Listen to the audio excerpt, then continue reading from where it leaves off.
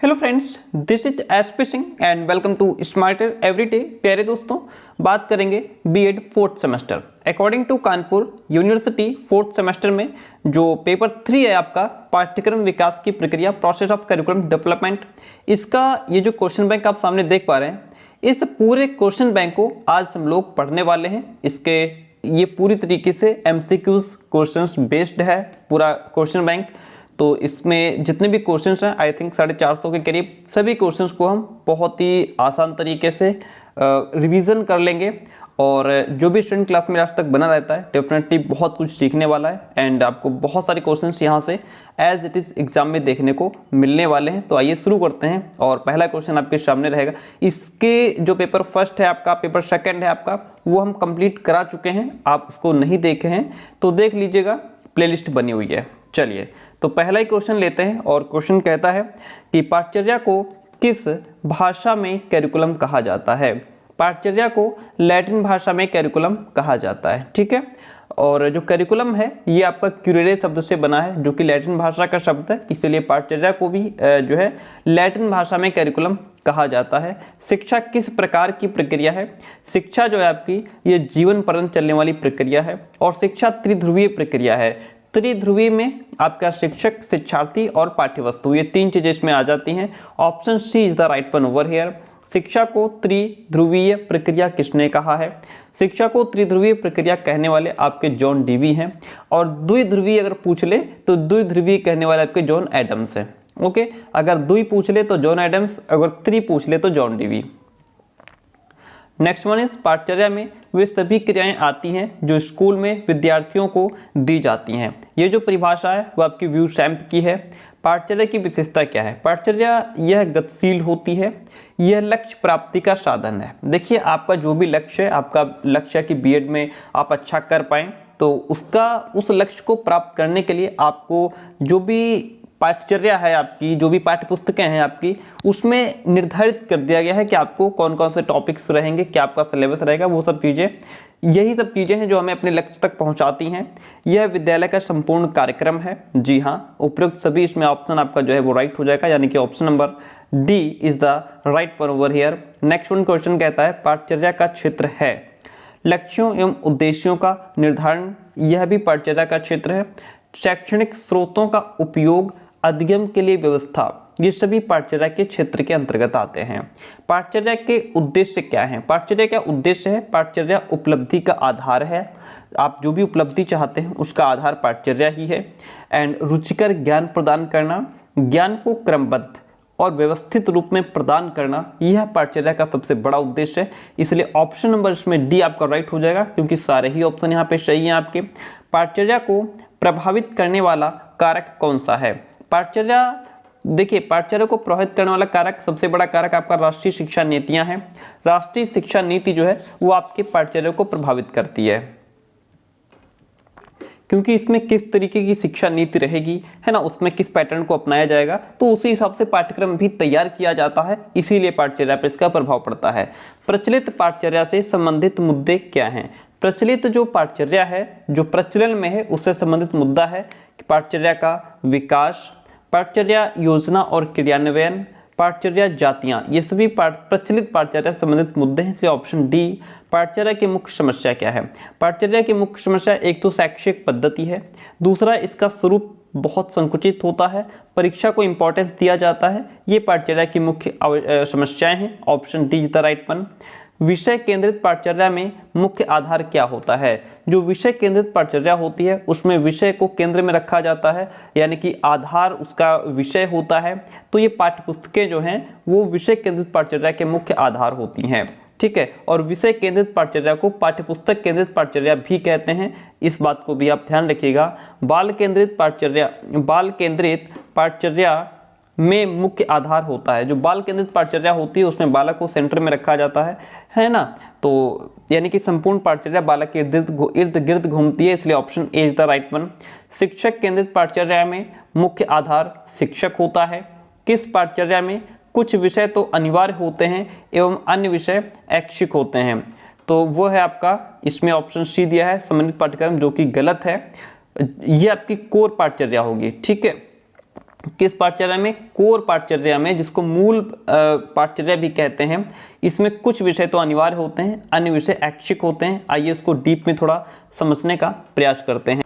देखिए, ये जो हमारे नोट्स हैं इनके माध्यम से आपने इसको पढ़ा भी होगा। कोर प्रधान पाठ्यक्रम होता है, ठीक है। उन्होंने ऑप्शन इसमें समन्वित दिया था जो कि इंटीग्रेटेड है, वो सही नहीं है। इसको मूल पाठ्यचर्या भी कहते हैं, इंग्लिश में इसको कोर पाठ्यचर्या कहते हैं। मूल पाठ्यक्रम उस पाठ्यक्रम को कहते हैं जिसमें कुछ विषय तो अनिवार्य होते हैं और अन्य विषय ऐच्छिक, यानी कि कुछ अनिवार्य विषय हैं वो तो आपको लेने ही पड़ेंगे। जैसे आपके 3 पेपर सबके लिए कंपलसरी हैं, एक विषय आपका ऐच्छिक है, वो आपकी इच्छा पर डिपेंड करता है आप कौन सा रखेंगे। अनिवार्य विषय प्रत्येक बालक के लिए अनिवार्य होते हैं और ऐच्छिक विषयों के चुनाव के लिए बालक अपनी व्यक्तिगत रुचियों और क्षमताओं के आधार पर निर्णय लेने के लिए स्वतंत्र होते हैं। इस प्रकार का जो पाठ्यक्रम है वो अमेरिका की देन है। क्वेश्चन आपसे पूछ सकता है कोर प्रधान पाठ्यक्रम जो है वह किसकी देन है? अमेरिका की देन है। किसकी देन है? अमेरिका की देन है, ठीक है। और इसमें जो ऑप्शन दिया हुआ है कि यहाँ पे समन्वित पाठ्यक्रम सही है, समन्वित पाठ्यक्रम नहीं है। आइए हम समन्वित पाठ्यक्रम को भी समझ लेते हैं कि अगर समन्वित पाठ्यक्रम क्या होता है। देखिएगा, समन्वित उपागम या समन्वित पाठ्यक्रम, देखिए पाठ्यचर्या गेस्टाल्टवाद के अनुसार ये जो समन्वित पाठ्यचर्या है ये गेस्टाल्टवादियों की देन है। गेस्टाल्टवाद के अनुसार अमेरिकी विद्यालयों में एकीकृत पाठ्यचर्या का विकास हुआ। किसमें हुआ? जो है अमेरिका में, अमेरिकी विद्यालयों में एकीकृत पाठ्यचर्या का विकास हुआ, ठीक है। एकीकृत पाठ्यचर्या जो है वो एकीकरण के सिद्धांत पर आधारित है, यानी कि इंटीग्रेटेड होती है। इंटीग्रेटेड का मतलब होता है कई चीज़ों को एक साथ मिलाना। एकीकृत पाठ्यचर्या से हमारा तात्पर्य उस पाठ्यचर्या से है जिसमें उसके विभिन्न विषय एक दूसरे से इस प्रकार रिलेट करते हैं, इस प्रकार संबंधित होते हैं कि उनके बीच कोई अवरोध नहीं होता, बल्कि उनमें एकता होती है। क्या होती है? उनमें एकता होती है। इस प्रकार पाठ्यचर्या के विभिन्न विषयों के ज्ञान को विभिन्न खंडों में प्रस्तुत न करके सब विषय मिलाकर ज्ञान को एक इकाई के रूप में प्रस्तुत किया जाता है। इसमें सभी विषय मिलाए जाते हैं। हेंडरसन ने कहा है एकीकृत पाठ्यचर्या वो पाठ्यचर्या है जिसमें विषयों के बीच कोई अवरोध, रुकावट अथवा दीवार नहीं होती है, उसे हम समन्वित या फिर इंटीग्रेटेड कैरिकुलम कहते हैं। चलिए, यहाँ तक बात क्लियर होती है। आगे बढ़ते हैं। मिश्रित पाठ्यचर्या की क्या विशेषताएं हैं? देखिए, मिश्रित पाठ्यचर्या जो होती है छात्रों को ज्ञान अर्जन संबंधित जिज्ञासाएं शांत होती हैं, इससे कई विषयों की जानकारी होती है, इससे व्यापक क्षेत्रीय पाठ्यचर्या का जन्म होता है, इसलिए ऑप्शन डी। क्रैश कोर्स किसको कहा जाता है? क्रैश कोर्स किसको कहा जाता है? आइए क्रैश कोर्स को समझते हैं। इसमें ऑप्शन बी दिया है क्रम कोर्स, जो कि ऑप्शन ठीक नहीं है। इसको डीप में थोड़ा समझते हैं। क्रैश कोर्स हमारा 2 शब्दों से मिलकर के बना है। एक तो क्रैश, 2 शब्दों से मिलकर, एक तो क्रैश हो गया, दूसरा कोर्स हो गया, ठीक है। 2 शब्दों से मिलकर के बना है, जिसमें क्रैश का अर्थ होता है बहुत ही सीमित। क्या? क्रैश का अर्थ होता है बहुत ही सीमित या कम अवधि वाला, ठीक है, बहुत ही सीमित या कम अवधि वाला। वहीं पर कोर्स का अर्थ क्या होता है? पाठ्यक्रम। कोर्स का अर्थ क्या होता है? पाठ्यक्रम। तो इस प्रकार इसका शाब्दिक अर्थ हो गया बहुत ही सीमित या कम अवधि वाला पाठ्यक्रम, यानी कि बहुत ही कम अवधि में पूरा किया गया पाठ्यक्रम क्रैश कोर्स को कहलाता है, ठीक है। तो यहाँ पे इसका जो राइट आंसर रहेगा वो आपका हो जाएगा संकुचित कोर्स। संकुचित कोर्स को क्रैश कोर्स कहा जाता है, या क्रैश कोर्स को संकुचित कोर्स भी कहा जाता है, क्योंकि ये बहुत कम अवधि या बहुत कम समय में पूरा किया जाने वाला पाठ्यक्रम है। क्रैश कोर्स की जो सीमाएं हैं वो क्या हैं? क्रैश कोर्स की सीमाएं ये हैं, ये क्षेत्र अत्यंत सीमित है, तथ्यों का विस्तृत रूप में वर्णन नहीं होता है, केवल धनी छात्रों के लिए, हाँ ठीक है मान सकते हैं उसे, इसलिए ऑप्शन नंबर यहाँ पे डी जो है वो राइट हो जाएगा। एकीकृत पाठ्यचर्या का विकास किसने किया? इंटीग्रेटेड जिसको कहते हैं। एकीकृत पाठ्यचर्या का विकास करने वाले कौन हैं? ये आपके गेस्टाल्टवादी हैं, जैसे मैंने अभी आपको बताया था पीछे, है ना, जिसको जो है समन्वित भी कहते हैं, है ना। तो ये आपका क्या हो जाएगा? गेस्टाल्टवादियों ने इसका विकास किया था। पाठ्यचर्या क्या है? पाठ्येतर गतिविधियां, उद्देश्य, विधि, मूल्यांकन या कार्यक्रम, अनुभव, कौशल, व्यवहार। तो पाठ्यचर्या क्या है? एक कार्यक्रम है, एक अनुभव है, और एक कौशल कह सकते हैं, और एक व्यवहार भी कह सकते हैं, इसलिए option C is the right one over here. आगे बढ़ते हैं। पाठ्यक्रम बाधा क्या है? पाठ्यक्रम में आने वाली जो बाधा है, शिक्षण के लिए पर्याप्त समय की कमी रहती है। मान लीजिए आप किसी भी टॉपिक को पढ़ाने गए और वहाँ पे टाइम आपको मिल रहा है सिर्फ ओनली 35 मिनट्स या 30 मिनट्स, तो ये क्या है कि टीचिंग के लिए पर्याप्त समय नहीं मिल पाता, यही बाधा है। पाठ्यचर्या के निर्धारक क्या हैं? इसमें आपका सामाजिक पहलू और सांस्कृतिक कारक ये पाठ्यचर्या के निर्धारक होंगे। क्वेश्चन इज, पाठ्यचर्या विद्यालय में वर्ष भर विभिन्न विषयों में शिक्षक द्वारा शिक्षार्थियों को दिए जाने वाले ज्ञान की मात्रा के विषय में निश्चित जानकारी प्रस्तुत करता है, जबकि पाठ्यक्रम ये प्रदर्शित करता है कि शिक्षक किस प्रकार की शैक्षिक प्रवृत्तियों के माध्यम से पाठ्यचर्या की जरूरतों को पूरा करेगा। ये किसने कहा है? ये स्टेटमेंट आपका रॉबर्ट डोंटर्स ने कहा है। किसका स्टेटमेंट है? रॉबर्ट डोंटर्स का स्टेटमेंट है। लोकतंत्री पाठ्यक्रम में कौन कौन से सिद्धांत हैं? लोकतंत्री पाठ्यक्रम में आपका सामाजिक उद्देश्यों की प्राप्ति होती है, लचीलापन होता है और बहुमुखी प्रवृत्ति होती है। इसलिए ऑप्शन डी जो है यहाँ पे वो आपका सटीक ऑप्शन है। किन विषय वस्तुओं को पाठ्यचर्या में समाहित किया गया है? देखिए, शिक्षक द्वारा पढ़ाए जाने वाले विषय वस्तु, जो भी पाठ्यक्रम है, जो क्रियाएं हैं, उनको जो है विषय वस्तुओं में इन विषय वस्तुओं को पाठ्यचर्या में सम्मिलित किया गया है। प्रयोगशाला के जो कार्य होते हैं, जो सामुदायिक कार्य होते हैं, इनको भी पाठ्यचर्या में शामिल किया जाता है। लेखन, वाचन, पुस्तकालय, कृत्य कार्य, दिनचर्या, ये सभी चीज़ें हमारी पाठ्यचर्या में इंक्लूड होती हैं, कैरिकुलम में इंक्लूड होती हैं, है ना। मैंने आपको कई बार बताया है कि कैरिकुलम और सिलेबस में डिफरेंस होता है, यानी कि पाठ्यचर्या और पाठ्यक्रम में डिफरेंस होता है। इसलिए ऑप्शन डी जो है वो आपका राइट हो जाएगा। अगला क्वेश्चन कहता है, क्वेश्चन नंबर 25 इज, पाठ्यचर्या वह सहायक सामग्री है जिसके द्वारा बच्चा अपने आप को उस वातावरण के अनुकूल ढालता है जिसमें वह अपना दैनिक कार्य व्यवहार करता है और उसमें उसकी भविष्य की योजनाएं और क्रियाशीलता निहित होती हैं।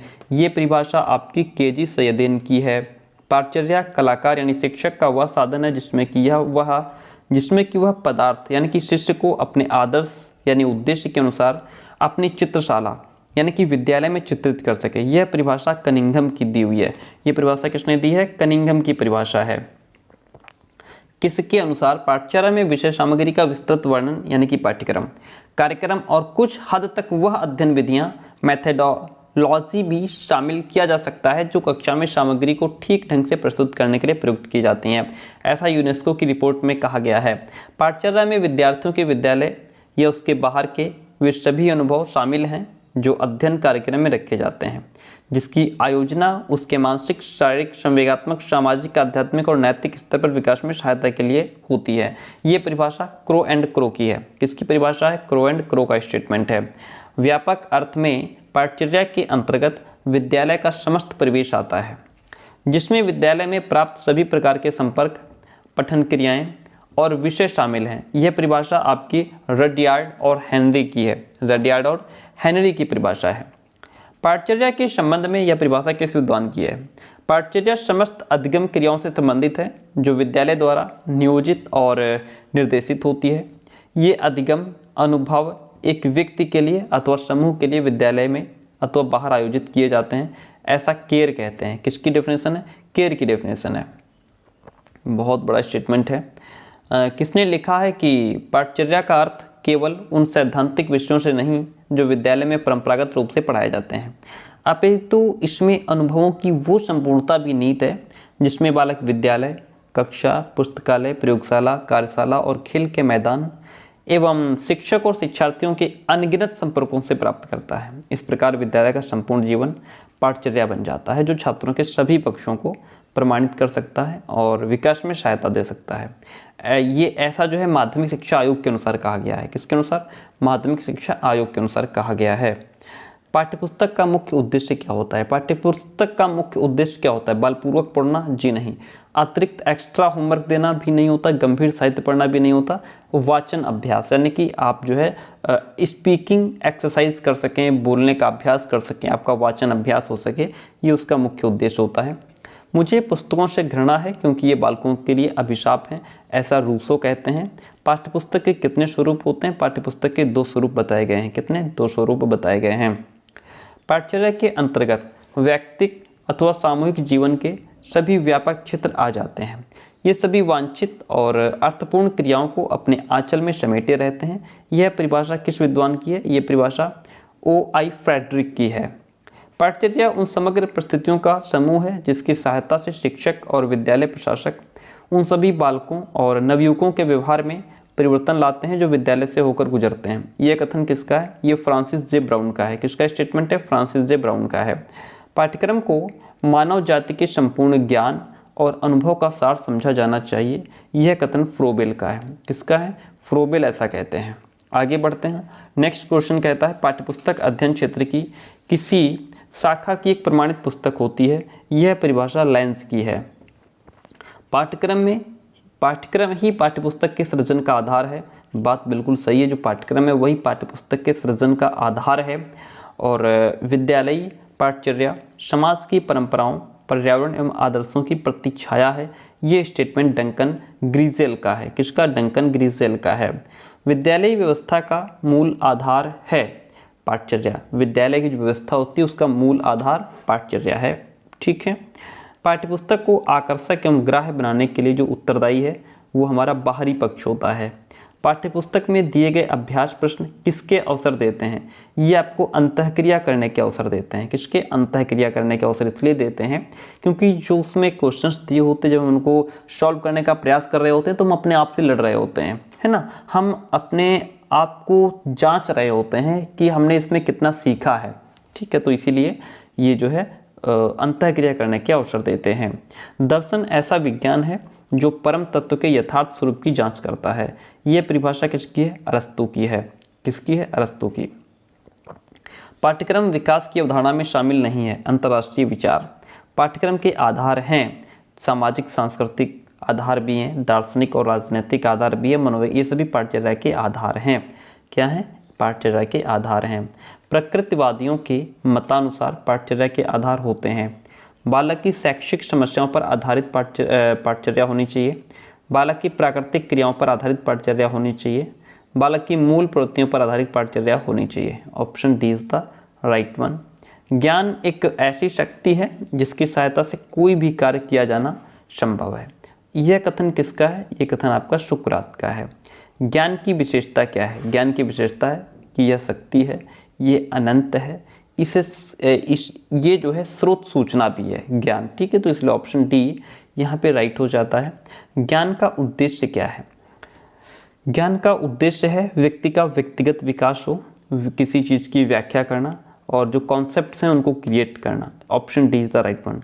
पाठचर्या विकास के निर्धारक हैं धर्म, संस्कृति, सभ्यता, विद्यार्थी, ये सभी पाठचर्या विकास के निर्धारक होते हैं।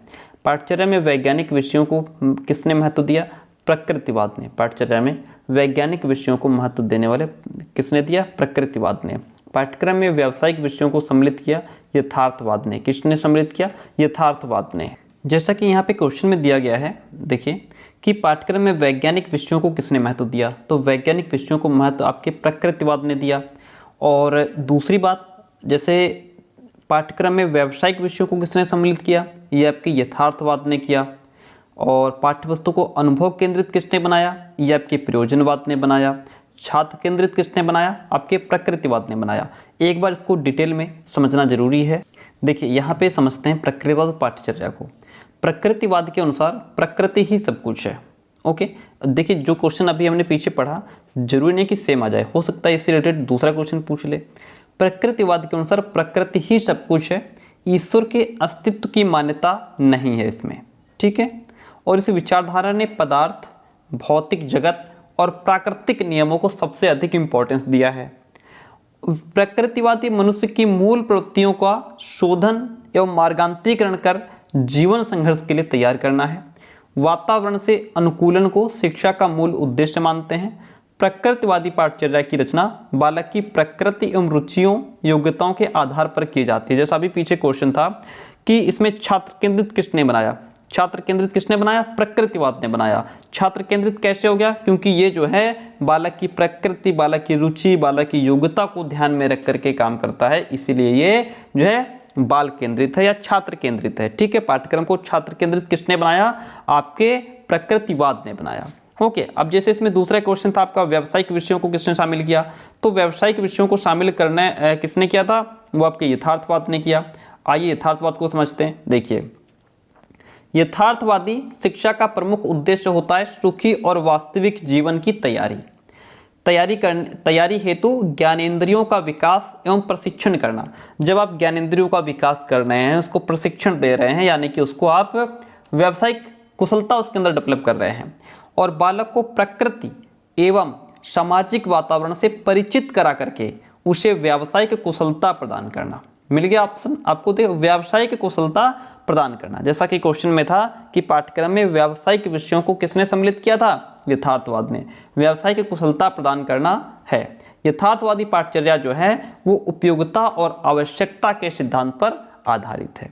ओके, इसके बाद क्वेश्चन था कि पाठ्यवस्तु को अनुभव केंद्रित किसने बनाया। चलिए आगे बढ़ते हैं, जिसमें आपका ऑप्शन था प्रयोजनवाद। चलिए आइए प्रयोजनवाद को समझते हैं। देखिए प्रयोजनवाद क्या है। प्रयोजनवादी दार्शनिक ईश्वर एवं आध्यात्मिक तत्व के स्थान पर व्यक्ति में विश्वास रखते हैं, यानी कि ईश्वर और अध्यात्म की जगह पे व्यक्ति में विश्वास रखते हैं और मानव की शक्ति के महत्व को स्वीकार करते हैं कि जो मनुष्य है वो भी पावरफुल है। प्रयोजनवादियों के अनुसार शिक्षा के कोई पूर्व निर्धारित उद्देश्य नहीं होते हैं, बल्कि उद्देश्य व्यक्तियों के होते हैं। शिक्षा का कोई उद्देश्य नहीं है, ये कहते हैं उद्देश्य शिक्षा का नहीं है, उद्देश्य व्यक्ति का होता है। और देश काल और परिस्थिति के अनुसार बदलते भी रहते हैं। जैसा समय आया, जैसी परिस्थिति आई, उसके हिसाब से हम अपने उद्देश्यों को बदल भी लेते हैं। प्रयोजनवादी पाठचर्या जो है ये उपयोगिता, रुचि और अनुभव पर आधारित है। जैसा कि क्वेश्चन में पूछा गया था कि पाठ्यवस्तु को अनुभव केंद्रित किसने बनाया, प्रयोजनवाद ने बनाया। अनुभव पर आधारित है और एकीकरण के सिद्धांत पर आधारित होता है। ठीक है, तो इस तरीके से आपने इसको समझा। ये जो आप देख पा रहे हैं ये हमारा सब्जेक्टिव कंटेंट है, जो कितने शॉर्ट तरीके से दिया हुआ है, और ये हमारे सिर्फ पेड स्टूडेंट्स के लिए ही प्रोवाइड कराया जाता है। अगर आप भी लेना चाहें तो आपको अभी लास्ट में नंबर दे दिया जाएगा, वहाँ मैसेज करके आप नोट्स ले सकते हैं। तो इतने क्वेश्चन हमारे कंप्लीट हुए। आइए अब आगे बढ़ते हैं। पाठ्यक्रम नियोजन में अवधारणाएं होती हैं, पाठ्यक्रम नियोजन में अवधारणाएं होती हैं। पाठ्यक्रम नियोजन में आपकी 10 अवधारणाएं बताई गई हैं। कितनी? 10 अवधारणाएं बताई गई हैं। पाठ्यक्रम निर्माण के सोपान हैं, 5 हैं। शिक्षा के उद्देश्य होते हैं। शिक्षा के आपके ज्ञानात्मक उद्देश्य होते हैं, भावात्मक उद्देश्य भी होते हैं, क्रियात्मक उद्देश्य भी होते हैं, इसलिए option D is the right one. ज्ञानात्मक उद्देश्यों के कितने प्रकार हैं? ज्ञानात्मक उद्देश्य हमारे 6 प्रकार के होते हैं। जो पाठ्यक्रम वर्तमान और भविष्य की आवश्यकताओं के लिए उपयुक्त है, उसमें निश्चित रूप से रचनात्मक विषयों के प्रति निश्चित सुझाव होना चाहिए। यह विचार आपका रेमंड का है। मूल लैटिन शब्द कैरिकुलम का अर्थ होता है पाठ्यक्रम। पाठ्यक्रम विकास का सोपान क्या है? उद्देश्य, फीडबैक और इवैल्यूएशन, ये सभी पाठ्यक्रम विकास के क्या हैं? सोपान हैं। Option D is the right one. पाठ्यक्रम में सब विषयों में एक प्रकार की एकता हो तो पाठ्यक्रम कहलाता है। ये बात पाठ्यक्रम में सब विषयों में एक प्रकार की एकता हो तो उसे हम क्या कहते हैं? उसे हम समेकित पाठ्यक्रम कहते हैं। उसे हम अभी जो हम पीछे पढ़ रहे थे समन्वित पाठ्यक्रम कहते हैं। उसे हम इंग्लिश में इंटीग्रेटेड कहते हैं, इंटीग्रेटेड कहते हैं, जिसमें सब विषयों को मिला करके एक इकाई के रूप में प्रस्तुत किया जाता है, उसे समेकित पाठ्यक्रम कहते हैं। यहाँ समेकित लिखा हो सकता था, यहाँ पे आपका समेकित लिखा हुआ है, यहाँ पे आपका समन्वित लिखा हो सकता था, यहाँ पे आपका इंटीग्रेटेड लिखा हो सकता था। आगे बढ़ते हैं। पाठचर्या का अर्थ क्या है? पाठचर्या का अर्थ है पाठ्यक्रम एवं पाठ्यगामी क्रियाएं मिला करके आपकी पाठचर्या बनती है। भाई पाठ्यक्रम का मतलब है कि आपका सिलेबस निर्धारित कर दिया गया। दूसरी पाठ्यगामी क्रियाएं आपकी, जैसे आपके बीएड में आपका सिलेबस तो निर्धारित कर दिया गया, उसके साथ में जैसे आपकी टीचिंग लगा दी गई है ना, और आपकी फाइल्स बनेंगी, असाइनमेंट बनेंगे, आपकी टीचिंग भी लगेगी एंड आपका वाइवा भी होगा, वो सब चीज़ें भी इसमें मिला दी गई। तो ये सारा आपका पाठचर्या बन गया। विषय केंद्रित पाठ्यक्रम का जो दूसरा नाम है उसको हम विषय केंद्रित पाठ्यक्रम को दूसरा नाम जो है वो छात्र केंद्रित नहीं, ये ऑप्शन यहाँ पे गलत है, गलत बहुत देते हैं। विषय केंद्रित पाठ्यक्रम का दूसरा नाम पुस्तक केंद्रित है। विषय केंद्रित पाठ्यक्रम का दूसरा नाम पुस्तक केंद्रित पाठ्यक्रम है। पाठ्यक्रम निर्माण के जो सूत्र हैं उसमें आपका शिक्षा प्रणाली, मूल्यांकन प्रणाली, शिक्षा के उद्देश्य, ये सभी चीजें शामिल हो जाती हैं। Option D is the right one over here. Question number 67 कहता है बाल केंद्रित पाठ्यक्रम वह है जो पूर्णतः और समस्त रूप से सीखने वाले में निहित है। ये स्टेटमेंट जेम्स एम ली का है। पाठ्यक्रम में वे सभी क्रियाएं सम्मिलित हैं जिनका हम शिक्षा के उद्देश्यों की प्राप्ति के लिए विद्यालय में उपयोग करते हैं। ये बात कैशवेल का, पाठ्यक्रम में सभी क्रियाएं सम्मिलित हैं जिनका हम शिक्षा के उद्देश्यों की प्राप्ति के लिए विद्यालय में उपयोग करते हैं। ऐसा कैशवेल, ठीक है, ऑप्शन कैशवेल के अनुसार। ठीक है, पाठ्यक्रम में सभी क्रियाएं सम्मिलित होती हैं जिनका हम शिक्षा के उद्देश्यों की प्राप्ति के लिए विद्यालय में उपयोग करते हैं। ये स्टेटमेंट आपका कैशवेल का है। पाठ्यक्रम निर्माण का सिद्धांत है। पाठ्यक्रम निर्माण का सिद्धांत आपका रुचि का सिद्धांत है, आवश्यकता का सिद्धांत है, उपयोगिता का भी सिद्धांत है। ये सभी पाठ्यक्रम निर्माण के सिद्धांत होते हैं। किस विद्वान ने पाठ्यक्रम की संरचना प्रक्रिया को वृत्ताकार माना है? व्हीलर ने पाठ्यक्रम की संरचना प्रक्रिया को वृत्ताकार माना है। आगे बढ़ते हैं। कौन सा शिक्षा में मूल्यांकन का प्रमुख क्षेत्र नहीं है? तो इसमें प्रत्यक्ष और दूसरों के द्वारा अनुभवों में संतुलन स्थापित करना शिक्षा में मूल्यांकन का प्रमुख क्षेत्र नहीं है। ऑप्शन डी आपका राइट हो जाएगा। मूल्य वह है जो मानव इच्छाओं की तुष्टि करे। यह परिभाषा आपकी अर्बन की है। किसकी है? अर्बन की है।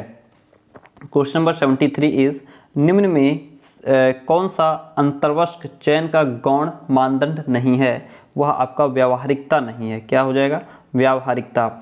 उद्देश्य के निर्माण की आवश्यकता को किस विद्वान ने एलिस एवं चेस्टर कैथ के वार्तालाप के माध्यम से व्यक्त किया है? तो वो हैं आपके एडवर्ड ए क्रग। शैक्षिक उद्देश्यों की प्राप्ति कैसे होती है?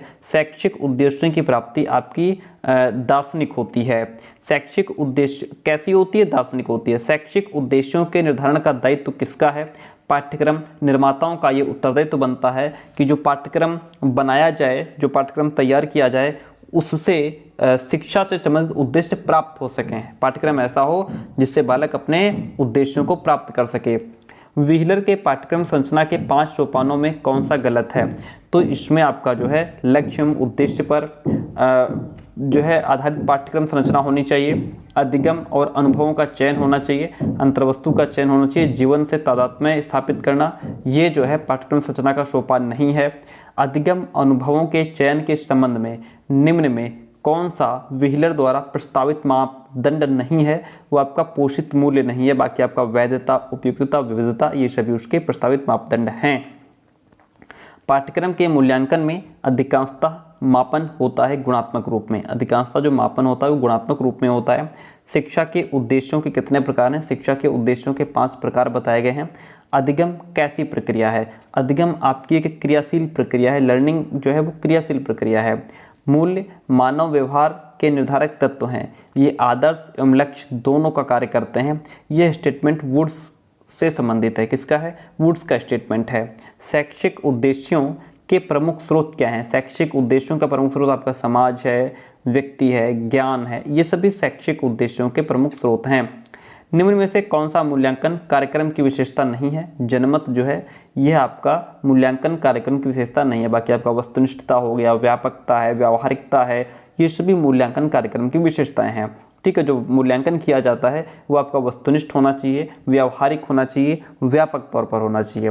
शिक्षण एवं अधिगम किसके द्वारा अधिक प्रभावशाली होता है? शिक्षण यानी टीचिंग और लर्निंग जो है उसमें सबसे इम्पोर्टेंट रोल अनुभव का होता है। ठीक है, पाठ्यक्रम का मुख्य उद्देश्य क्या नहीं है? तो इसमें जो है छात्र का सर्वांगीण विकास करना, ये पाठ्यक्रम का मुख्य उद्देश्य है। बालकों का नैतिक चारित्रिक विकास हो, आध्यात्मिक विकास हो, शारीरिक विकास हो, मानसिक विकास हो, बालक की रचनात्मकता का विकास हो, सृजनात्मकता का विकास हो, ये सभी पाठ्यक्रम के मुख्य उद्देश्य हैं। जनमत का विकास करना ये पाठ्यक्रम का उद्देश्य नहीं है। निम्न में कौन सी सामग्री बालकों को सीखने के लिए राजमार्ग का काम करती है? दृश्य श्रव्य सामग्री जो है ये बालकों को सीखने के लिए राजमार्ग का काम करती है, स्टेट हाईवे का काम करती है। निम्न में से कौन सा बालकों में सूक्ष्म निरीक्षण एवं विश्लेषण की शक्ति उत्पन्न करता है? विज्ञान जो है बालकों में सूक्ष्म निरीक्षण, क्योंकि विज्ञान के माध्यम से बच्चा छोटी छोटी चीज़ों को बहुत डीप तरीके से उसको समझने का प्रयास, उसको एनालिसिस करने का प्रयास करता है। शिक्षा संपूर्ण समाज की क्रिया है। यह कथन का संबंध किस विद्वान से है? यह आपका ओटावे का स्टेटमेंट है। निम्न में से किस विद्वान ने पाठ्यक्रम संरचना को 5 पदों में बांटा है? व्हीलर ने पाठ्यक्रम संरचना को 5 पदों में बांटा है। अधिगम अनुभवों के वर्गीकरण में किस विद्वान ने महत्वपूर्ण योगदान दिया है? मॉसमैन ने जो है अधिगम अनुभवों के वर्गीकरण में महत्वपूर्ण योगदान दिया है। क्वेश्चन नंबर 92 इस क्वेश्चन कहता है निम्न में से कौन मूल्यांकन कार्यक्रम की प्रमुख विशेषता नहीं है? देखिए, क्रमबद्धता, व्यापकता, विश्वसनीयता, ये मूल्यांकन, विश्वसनीयता हो गई, वस्तुनिष्ठता हो गई, ये सभी मूल्यांकन की प्रमुख विशेषताएं, पाठ्यपुस्तकें प्रमुख विशेषता नहीं है। निम्न में से क्या अधिगम अनुभवों के चयन के संबंध में आवश्यक नहीं है? अधिगम अनुभवों का चुनाव एक क्षेत्र विशेष के लिए हो, ये अधिगम अनुभवों के चयन के संबंध में आवश्यक नहीं है। पाठ्यक्रम निर्माण से सूत्र हैं, पाठ्यक्रम निर्माण का सूत्र आपका मूल्यांकन प्रणाली हो गया, शिक्षा के उद्देश्य हो गए, शिक्षा प्रणाली, ये सभी पाठ्यक्रम निर्माण के सूत्र हैं। Option D is the right one. पाठ्यक्रम निर्माण की चिंतन प्रक्रिया है। पाठ्यक्रम निर्माण की चिंतन की प्रक्रिया आपकी तार्किक चिंतन भी होता है, अनुभवजन्य चिंतन भी होता है। Option C is the right one over here. आंतरिक परिस्थिति के घटक क्या हैं? आपका उद्देश्य, मूल्यांकन और पाठ्यवस्तु, ये सभी आंतरिक परिस्थिति के घटक होते हैं। पाठ्यक्रम नियोजन का समूह है उद्देश्य प्रतिमान, प्रक्रिया प्रतिमान, परिस्थिति प्रतिमान, ये सभी पाठ्यक्रम नियोजन का समूह के अंतर्गत आते हैं, पाठ्यक्रम नियोजन के समूह के अंतर्गत आते हैं। पाठ्यक्रम विकास का विशिष्ट प्रतिमान आपका क्या हो जाएगा? शरण प्रतिमान, हिल्दा ताबा प्रतिमान, मुख्योपाध्याय प्रतिमान, ये सभी पाठ्यक्रम विकास के विशिष्ट प्रतिमान हैं। Option D. पाठ्यक्रम प्रबंधन आयाम को दिया I.K. डेविस ने। मुखापाध्याय पाठ्यक्रम विकास में जो अवस्थाएं हैं वह 2 अवस्थाएं बताई गई हैं। कितनी अवस्थाएं बताई गई हैं? 2 अवस्थाएं। पाठ्यक्रम विकास का आयाम है, पाठ्यक्रम विकास का जो आयाम है वो आपका अनुभव आयाम है, अनुदेशन आयाम है, पाठ्यवस्तु आयाम है। ये सभी ऑप्शन डी यहाँ पे आपका राइट हो जाएगा। क्वेश्चन नंबर 102 कहता है पाठ्यक्रम संपादन की मुख्य क्रिया है। पाठ्यक्रम संपादन की मुख्य क्रिया जैसे आपका नियोजन हो गया, नियंत्रण हो गया, प्रशासन व्यवस्था हो गई, ये सभी जो है आपका पाठ्यक्रम संपादन की मुख्य क्रियाएं होती हैं। पाठ्यक्रम विकास की मुख्य प्रक्रिया क्या है? इसका जैसे मूल्यांकन करना, पृष्ठपोषण देना यानी फीडबैक हो गया, उद्देश्यों का प्रतिपादन, ये सभी पाठ्यक्रम विकास की मुख्य प्रक्रियाएं होती हैं, इसलिए option D is the right one. पाठ्यक्रम संपादन का मुख्य संबंध जो है वो आपका अनुदेशनात्मक प्रारूप से होता है। पाठ्यक्रम विकास का अभिक्रम है, इसका अभिक्रम आपका माध्यमिक बोर्ड, शिक्षा राज्य परिषदें, अध्ययन समितियां, ये सभी पाठ्यक्रम विकास के अभिक्रम के अंतर्गत आते हैं। क्वेश्चन नंबर 106 कहता है, देखिएगा क्वेश्चन इस पाठ्यचर्या प्रारूप वह संरचना है जिसका विद्यालय में शैक्षिक अनुभवों को चुनने, नियोजित करने और कार्यान्वित करने में प्रयोग किया जाता है। यह कथन किसका है? यह कथन आपका सेलर का है। पाठ्यचर्या प्रारूप के पद हैं। पाठ्यचर्या प्रारूप में आपका विषय वस्तु चयन के मानदंड, संसाधनों की पहचान, पाठ्यचर्या का मूल्यांकन, ये सभी पाठ्यचर्या प्रारूप के पद हैं, इसलिए ऑप्शन डी आपका राइट हो जाएगा। एंड नेक्स्ट वन इज पाठ्यचर्या प्रारूप में मुख्य भूमिका किसकी होती है? पाठ्यचर्या प्रारूप में जो मुख्य भूमिका है वो आपकी शिक्षक और शिक्षार्थी की होती है। किसकी? शिक्षक और शिक्षार्थी की मुख्य भूमिका होती है। सेमेस्टर परीक्षा की अवधि जो है वह आपकी 6 माह होती है। सेमेस्टर परीक्षा की अवधि 6 माह होती है, यानी कि आपका एक सेमेस्टर 6 महीने का होता है। त्रैमासिक सत्र प्रणाली में परीक्षा की अवधि 1 वर्ष में कितनी बार होती है? 1 वर्ष में आपकी 3 बार होती है। त्रैमासिक में यानी कि 3 महीने में 1 बार जो परीक्षा होती है उसका मतलब ये होता है कि 1 वर्ष में 3 बार।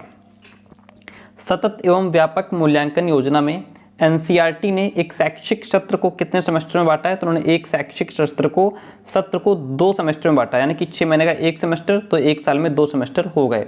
सतत और व्यापक मूल्यांकन का उद्देश्य क्या है? सतत और व्यापक मूल्यांकन का उद्देश्य है बच्चों के सीखने की प्रक्रिया को समझ करके उपयुक्त शिक्षण अधिगम प्रक्रिया को अपनाना। दूसरा है इसमें आपका बच्चों की त्रुटियों की पहचान करना, इसलिए ऑप्शन ए और सी आपका राइट है।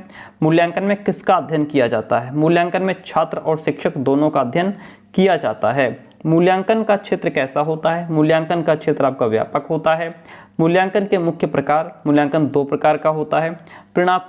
परिणात्मक मूल्यांकन होते हैं आपका मौखिक, लिखित, प्रयोगात्मक, ये सभी आपके परिणात्मक मूल्यांकन कहलाते हैं। गुणात्मक मूल्यांकन में जैसे आपका साक्षात्कार, इंटरव्यू हो गया, निरीक्षण है, प्रश्नावली है, ये सभी गुणात्मक मूल्यांकन के अंतर्गत आते हैं।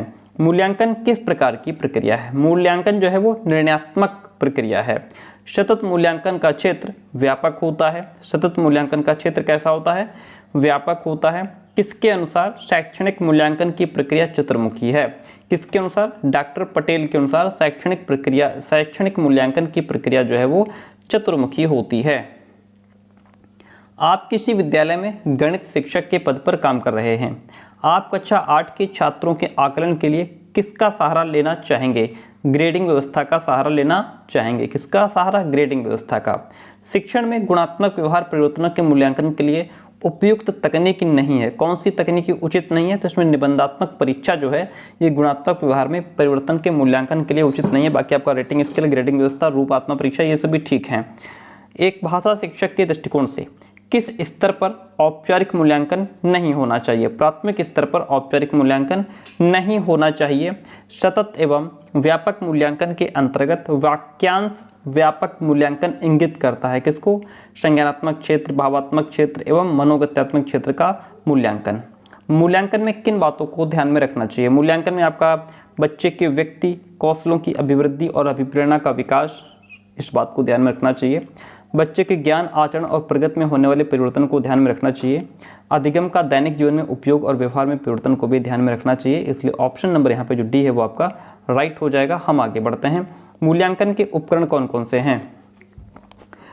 मूल्यांकन के उपकरण में आपका देखिए मौखिक प्रश्न के माध्यम से आप मूल्यांकन कर सकते हैं। आप बच्चे का इंटरव्यू ले सकते हैं, आप उसका प्रैक्टिकल ले सकते हैं। तो इस तरीके से हम क्या करेंगे? मूल्यांकन कर सकते हैं। उत्तम मूल्यांकन के गुण ये होते हैं कि उसमें विश्वसनीयता होती है, वैधता होती है, वस्तुनिष्ठता होती है। Option D. सतत और व्यापक मूल्यांकन का भाषा शिक्षण में मुख्य उद्देश्य होता है निदानात्मक, उपचारात्मक और अधिगम का स्तर। ये सभी option D is the right one over here. आगे बढ़ते हैं। क्वेश्चन कहता है मूल्यांकन का उद्देश्य क्या है? मूल्यांकन का उद्देश्य है पाठ्यक्रम में आवश्यक संशोधन करना, परीक्षा प्रणाली में सुधार करना, विद्यार्थियों को उत्तम ढंग से पढ़ाना। यही मूल्यांकन के उद्देश्य होते हैं। विषय वस्तु का मूल्यांकन आधारित होना चाहिए। विषय वस्तु का मूल्यांकन जो है वह आपका आंशिक और बाहरी दोनों परीक्षणों पर आधारित होना चाहिए। ठीक है, आगे बढ़ते हैं। नेक्स्ट क्वेश्चन कहता है सतत शिक्षण में सतत एवं समग्र मूल्यांकन के संबंध में निम्न में से कौन सा कथन गलत है? तो वर्ष में देखिए, सतत और समग्र मूल्यांकन यह रचनात्मक मूल्यांकन है, यह संकलनात्मक मूल्यांकन है, ये वर्ष में एक ही बार होता है या वर्ष पर्यंत चलता रहता है। तो ये जो है हमेशा चलता रहता है, लेकिन वर्ष में एक ही बार होता है ऐसा नहीं है। तो यही ऑप्शन आपका राइट हो जाएगा। सतत और व्यापक मूल्यांकन की शुरुआत में मूल्यांकन व्यवस्था को बच्चे के संपूर्ण व्यक्तित्व को ज़्यादा प्रदर्शित करने वाला बनाया गया है। मूल्यांकन का प्रयोजन यानी कि उद्देश्य क्या होता है? मूल्यांकन का उद्देश्य होता है बालक के विकास के हर पक्ष का मूल्यांकन करना। बालक के विकास के हर पक्ष का मूल्यांकन करना। सतत मूल्यांकन का जो निहितार्थ है उसका क्या है, यानी कि उसका अर्थ क्या है? सतत मूल्यांकन का अर्थ है बच्चों के परीक्षा संबंधी व्यय को समाप्त करना। इसका जो निहितार्थ है, इसका जो उद्देश्य है ना, बच्चों के परीक्षा संबंधी व्यय को समाप्त करना।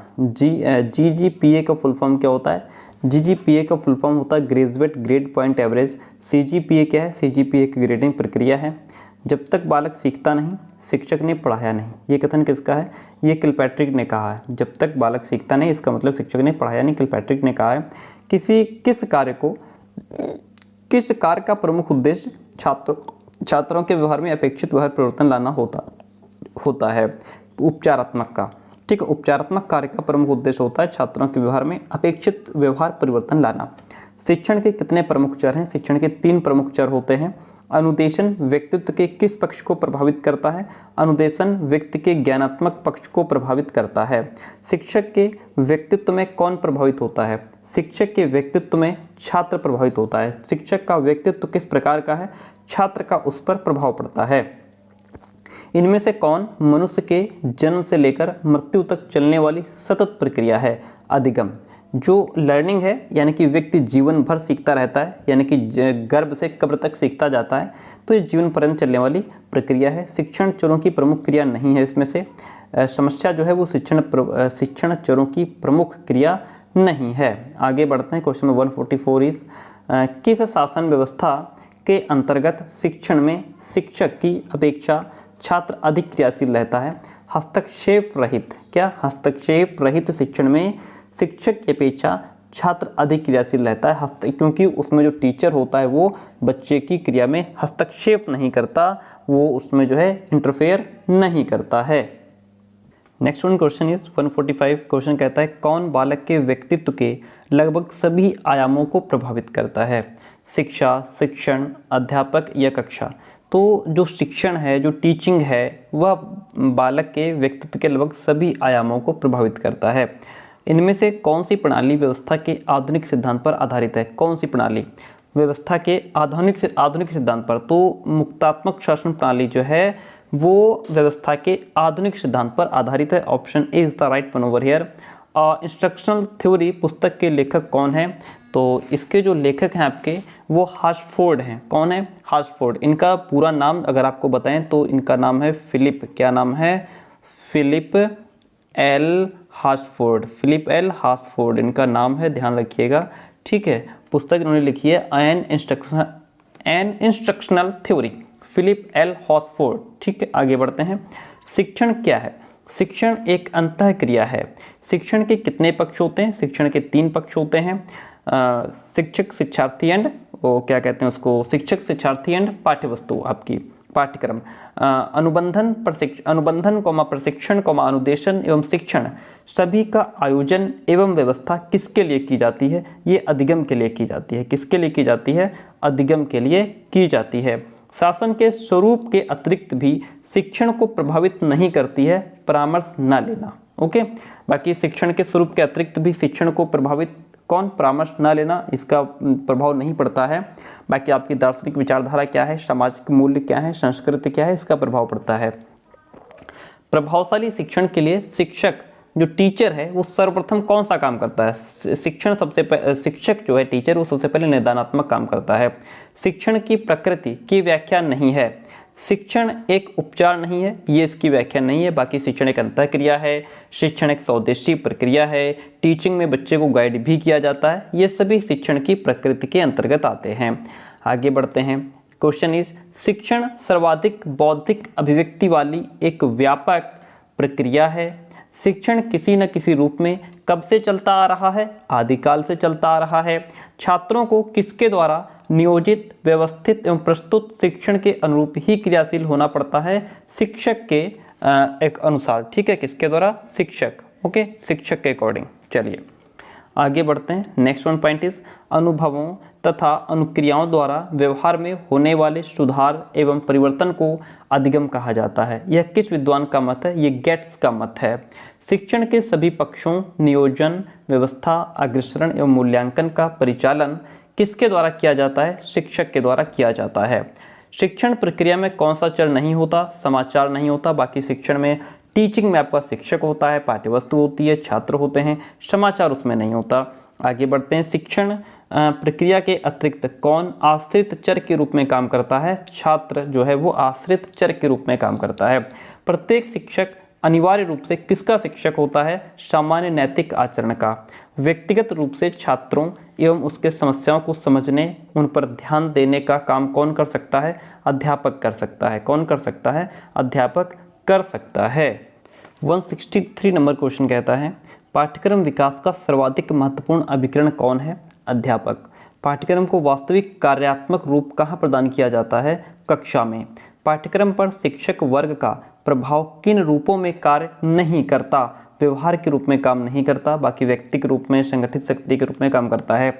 शिक्षकों के आचार, विचार, आस्थाएं, मान्यताएं, सामाजिक पृष्ठभूमि एवं शैक्षिक योग्यता आदि किसको बहुत अधिक प्रभावित करते हैं? ये पाठ्यक्रम को बहुत अधिक प्रभावित करते हैं। नेक्स्ट वन इज प्रत्येक शिक्षक उसमें कुछ आस्था रखता है। किसमें? नैतिक मूल्यों में। अध्यापक का छात्र, विद्यालय और उससे संबंधित सभी पक्षों से कैसा संबंध होता है? ये विचारात्मक संबंध होता है। कैसा संबंध होता है? विचारात्मक संबंध होता है। शिक्षकों का आयु वर्ग किसको प्रभावित करता है? पाठ्यक्रम को। शिक्षकों में किस उत्तरदायित्व की प्रबल भावना होती है? तो इसमें ज्ञान और अनुभव, इन दोनों ही उत्तरदायित्व की प्रबल भावना होती है। युवा एवं प्रौढ़ शिक्षकों की सोच एवं अनुभव में क्या होता है? तो इसमें पर्याप्त अंतर होता है। जो एक प्रौढ़ शिक्षक हो, एक युवा हो, तो उसमें अंतर होता है। शिक्षा प्रक्रिया की महत्वपूर्ण धुरी जो है वो आपका शिक्षक है। कौन है? शिक्षक है। पाठ्यक्रम पर शिक्षक पाठ्यक्रम पर शिक्षक वर्ग का प्रभाव कितने प्रमुख रूपों में काम करता है? तो ये 2 प्रमुख रूपों में काम करता है। किसी आदर्श के अनुरूप व्यवहार क्रिया को ढालने तथा क्रिया की ओर निर्देशित करने की प्रक्रिया मॉडल या प्रतिमान होती है। ये जो परिभाषा है वो आपकी विल्ड ने दी है। पाठचर्या प्रतिमान है, पाठचर्या प्रतिमान आपकी पाठचर्या स्वरूप ही है। पाठचर्या प्रतिमान पाठचर्या स्वरूप है। ग्रास रूट मॉडल किसका है? ग्रास रूट मॉडल आपका हिल्दा टाबा का है। हिल्दा टाबा ने पाठचर्या विकास के कितने चरण बताए हैं? 7 चरण बताए हैं। टाइलर ने पाठचर्या विकास के मॉडल का निर्माण कब किया था? तो इन्होंने 1942 में विकास के मॉडल का निर्माण किया था। केंद्रीय शैक्षिक प्रौद्योगिकी संस्थान का गठन कब हुआ था? इसका गठन आपका 1984 में हुआ था। केंद्रीय शैक्षिक प्रौद्योगिकी संस्थान का गठन 1984 में हुआ था। केंद्रीय शैक्षिक प्रौद्योगिकी संस्थान में मुख्यतः 6 प्रभाग हैं। वनस्थली की स्थापना किस सन में हुई थी? वनस्थली की स्थापना 1935 में हुई थी। कभी कभार डेट भी दे देता है तो ध्यान रखिएगा, 6 अक्टूबर 1935। क्या? 6 अक्टूबर 1935 को हुई थी। इंदौर विश्वविद्यालय की स्थापना आपकी कब हुई थी? 1964 में इंदौर विश्वविद्यालय की स्थापना हुई थी। इंदौर विश्वविद्यालय का नाम किस सन में बदल करके देवी अहिल्याबाई विश्वविद्यालय रख दिया गया? यह आपका 1988 में किया गया। देवी अहिल्याबाई विश्वविद्यालय में बीएड कार्यक्रम की शुरुआत किस वर्ष हुई थी? 1986 में। शांति निकेतन का जो दूसरा नाम है वो आपका विश्व भारती है। शांति निकेतन का दूसरा नाम विश्व भारती है। शांति निकेतन की स्थापना टैगोर जी ने की थी। राष्ट्रीय पाठ्यचर्या की रूपरेखा 2005 का उत्तम उत्तरण निम्न में से किससे हुआ है? सभ्यता और प्रगति से हुआ है। एनसीएफ 2005 के अनुसार सीखना एक ज्ञान के निर्माण की प्रक्रिया है। क्या है? सीखना जो है वो ज्ञान के निर्माण की एक प्रक्रिया है। एनसीएफ 2005 के अनुसार बाल केंद्रित शिक्षा शास्त्र में शिक्षा को किस प्रकार नियोजित करने की आवश्यकता है? अभिरुचि के अनुरूप। एनसीएफ 2005 के अनुसार बच्चों के आकलन का जो सही तरीका है वो है दैनिक परीक्षाएं। दैनिक परीक्षाएं। एनसीएफ 2005 का भाषा फार्मूला क्या है? त्रिभाषा फार्मूला। क्या है? त्रिभाषा फार्मूला। एनसीएफ 2005 की कार्यशाला कहाँ पर आयोजित की गई थी? दिल्ली में। एनसीएफटीई की शुरुआत कब हुई थी? तो एनसीएफटीई की शुरुआत 2009 में हुई थी। कब हुई थी? 2009 में। एनसीएफटीई का अगर पूरा नाम बताएं तो एनसीएफटीई को कहते हैं national council of teacher education. National council for teacher education. National council for teacher education. Hindi में इसको राष्ट्रीय शिक्षक शिक्षा परिषद कहते हैं। इसकी शुरुआत आपकी 2009 में हुई थी। महात्मा गांधी का जन्म कब हुआ था? आप सभी को पता है महात्मा गांधी जी का जन्म 2 अक्टूबर 1869 में हुआ था। महात्मा गांधी ने किस शिक्षा संस्थान की स्थापना की थी? गांधी जी ने टॉलस्टॉय फॉर्म की स्थापना की थी। किसकी स्थापना? टॉलस्टॉय फॉर्म की स्थापना की थी। वर्धा सम्मेलन आपका 1937 में हुआ था। बेसिक शिक्षा के सिद्धांत थे सर्वशिक्षा को निःशुल्क और अनिवार्य बनाने का सिद्धांत, शिक्षा को आत्मनिर्भर बनाने का सिद्धांत, सत्य अहिंसा और सर्वोदय का सिद्धांत, ये सभी बेसिक शिक्षा के सिद्धांत थे। रविंद्रनाथ टैगोर का जन्म कब हुआ था? रविंद्रनाथ टैगोर का जन्म आपका 1861 में हुआ था। अगर डेट पूछ ले तो ध्यान रखिएगा 7 मई। क्या है? 7 मई 1861 को हुआ था। आगे बढ़ते हैं। गिज्जू भाई बधेका का जन्म कहाँ हुआ था? इनका जन्म गुजरात में हुआ था। दिवा स्वप्न किसकी रचना है? दिवा स्वप्न आपकी गिज्जू भाई बधेका की रचना है। दिवा स्वप्न गिज्जू भाई बधेका की रचना है। प्राचीन भारत में कितनी प्रकार की शिक्षा संस्थाएं प्रचलित थी? 3 प्रकार की शिक्षा संस्थाएं प्रचलित थी। गुरुकुल प्रणाली के उद्देश्य क्या थे? गुरुकुल प्रणाली का उद्देश्य था व्यावसायिकता का विकास करना एंड वैदिक एवं संस्कृत साहित्य का अध्ययन करना, छात्र का सर्वांगीण विकास करना। Option D is the right one over here. पाठ्यक्रम शिक्षक के लिए अपने विचारों को कहाँ तक पहुँचाने का माध्यम होता है? बालकों तक पहुँचाने का माध्यम होता है। आधुनिक शिक्षा प्रणाली में अध्यापक किसके रूप में काम करता है? अध्यापक एक पथ प्रदर्शक के रूप में काम करता है। अध्यापकों के पास वो ज्ञान और अनुभव होता है जो पाठ्यक्रम विकास कार्य में अत्यंत उपयोगी सिद्ध होता है। यह कथन क्रेग महोदय का है। किस ढंग से शिक्षक व्यक्तिगत रूप में पाठ्यक्रम को प्रभावित करता है? तो टीचर प्रत्यक्ष और परोक्ष दोनों ही रूप से पाठ्यक्रम को प्रभावित करता है। ए बी दोनों ऑप्शन आपके राइट हो जाएंगे। अगला क्वेश्चन कहता है स्कूल स्तर का पाठ्यक्रम राष्ट्रीय शिक्षा नीति के अंतर्गत तैयार करने में किसकी पर्याप्त भागीदारी रही है? तो इसमें शिक्षक की जो है पर्याप्त भागीदारी रही है।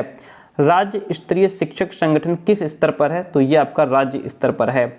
पाठ्यक्रम आयोजन का कार्य तो लगभग सभी जगह किसके हाथ में केंद्रित है? तो ये आपका विशेषज्ञ के हाथ में केंद्रित है। पाठ्यचर्या आयोजन का कार्य तो लगभग सभी जगह किसके हाथ में होता है? तो ये आपका विशेषज्ञ के हाथ में। ठीक है, चलिए आगे बढ़ते हैं। वर्तमान समय में शिक्षक किस रूप में भी उभर रहा है? तो ये संगठन शक्ति के रूप में उभर रहा है। किस रूप में? संगठन शक्ति के रूप में। हैमलेट नाटक के राजकुमार के बिना खेला जा रहा है। हैमलेट जो है नाटक के राजकुमार के बिना खेला जा रहा है। यह कथन किसका है? रोनाल्ड गोल्ड का कथन है। किसका कथन है? रोनाल्ड गोल्ड का कथन है। कौन अध्यापकों के संभागित्व को पाठ्यक्रम विकास प्रक्रिया का एक अनिवार्य अंग मानते हैं? एडवर्ड। छात्र केंद्रित पाठ्यक्रम आधार पर किस आधुनिक शिक्षण पद्धति का विकास हुआ? तो इसमें आपका मॉन्टेसरी पद्धति, किंडरगार्टन पद्धति, योजना पद्धति, इन सभी का विकास हुआ। निम्न में से कौन प्राथमिक स्तर पर पाठ्यक्रम निर्माण का सिद्धांत नहीं है? मनोचालक कौशलों के विकसित करने का सिद्धांत भी जो है प्राथमिक स्तर पर पाठ्यक्रम निर्माण का सिद्धांत है। जीवन क्रियाओं का सिद्धांत भी इससे रिलेट करता है।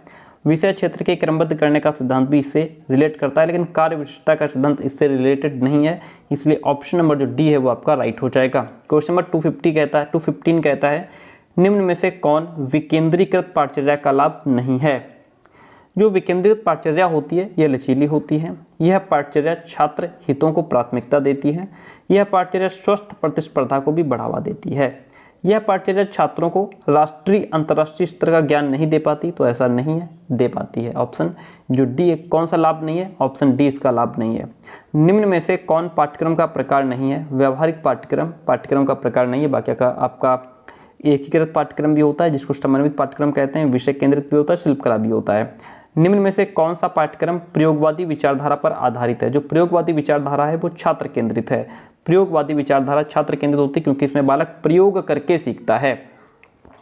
निम्न में से कौन पाठ्यक्रम निर्माण का सिद्धांत नहीं है? व्यवहारिकता का सिद्धांत नहीं है। पहले ही अभी क्वेश्चन जस्ट इससे बिफोर आया था। कोठारी कमीशन के पाठ्यक्रम संबंधी सुझावों में कौन सा शामिल नहीं है? तो प्राथमिक एवं उच्च प्राथमिक स्तर पर समान पाठ्यक्रम, यह जो है आपका कोठारी कमीशन के पाठ्यक्रम संबंधी सुझावों में शामिल नहीं है। ऑप्शन डी राइट हो जाएगा। नेक्स्ट वन इज छात्रों की क्रियाओं को विषय केंद्रित आधार पर निश्चित तथा संगठित किया जाता है। यह कथन किस विद्वान से संबंधित है? यह आपका अल्बर्टी महोदय से संबंधित है। किससे? अल्बर्टी महोदय से। स्टेटमेंट है कि शिक्षा की किसी भी योजना में मैं अध्यापक को केंद्रित स्थान देता हूँ। ये किससे संबंधित है? ये नेल्सन एवं बॉसिंग से संबंधित है। अध्यापक उस दीपक की तरह है जो स्वयं जल करके संसार को प्रकाशित करता है। यह कथन रविंद्रनाथ टैगोर का है। किसका है? रविंद्रनाथ टैगोर का है। एकीकृत पाठ्यक्रम की निम्न में से कौन सी विशेषता नहीं है? एकीकृत पाठ्यक्रम जो है यह आपका अनुभव केंद्रित होता है। इसमें छात्रों की रुचियों का ध्यान रखा जाता है एंड यह विभिन्न विषयों को एक साथ ज्ञान देता है। माध्यमिक एवं उच्च माध्यमिक स्तर पर विषयों का एकीकरण होता है, तो ऐसा नहीं है। ऑप्शन सी जो है ये आपका इसकी विशेषता नहीं है, बाकी सब इसकी विशेषताएं हैं।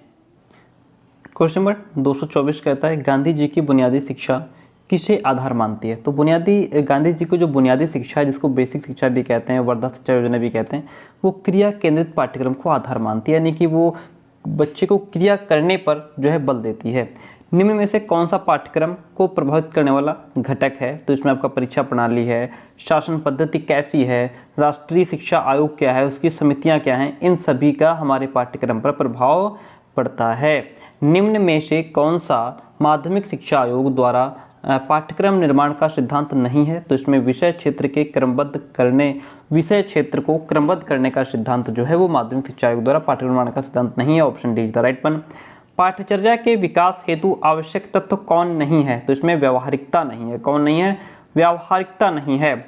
एकीकृत पाठ्यक्रम वो पाठ्यक्रम है जिसमें विषयों के बीच कोई अवरोध, रुकावट अथवा दीवार नहीं होती है। यह कथन हैंडरसन का है।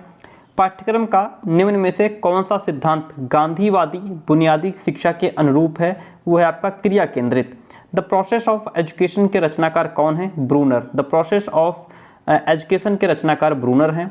क्रिया केंद्रित पाठ्यक्रम के प्रणेता जॉन डीवी का संबंध किस देश से है? अमेरिका से है। जो कुछ भी सीखना है करके सीखना चाहिए, यह किस विद्वान ने कहा है? कॉमेनियस ने कहा है। शिक्षण में शिक्षक की कौन सी भूमिका है? तो शिक्षण में जो टीचिंग में शिक्षक होता है उसकी भूमिका यह है कि वो निष्पक्ष तरीके से व्यवहार करे। शिक्षक की योग्यता भी डिपेंड करती है, उसका अनुभव भी इस बात का उसमें एक काफ़ी इम्पोर्टेंट रोल प्ले करता है। इसलिए ऑप्शन डी इसमें आपका राइट हो जाएगा। पाठ्यक्रम रचना कैसी क्रिया है? पाठ्यक्रम रचना एक सुनियोजित क्रिया है। पाठ्यक्रम रचना सुनियोजित क्रिया है। छात्र केंद्रित पाठ्यक्रम के विकास में किस विद्वान का योगदान है? जॉन डीवी का। पाठ्यक्रम विकास का सोपान है मूल्यांकन।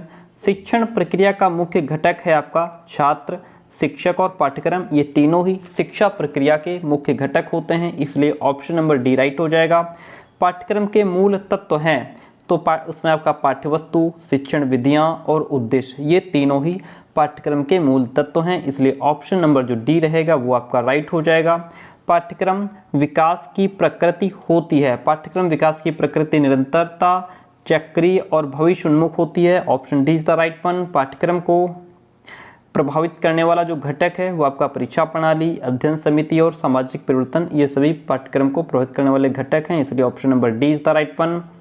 प्लेटो ने अपना पाठ्यक्रम किन आधारों पर निर्मित किया है? प्लेटो ने अपना पाठ्यक्रम बौद्धिक, नैतिक और कलात्मक आधारों पर निर्मित किया है। Option D is the right one.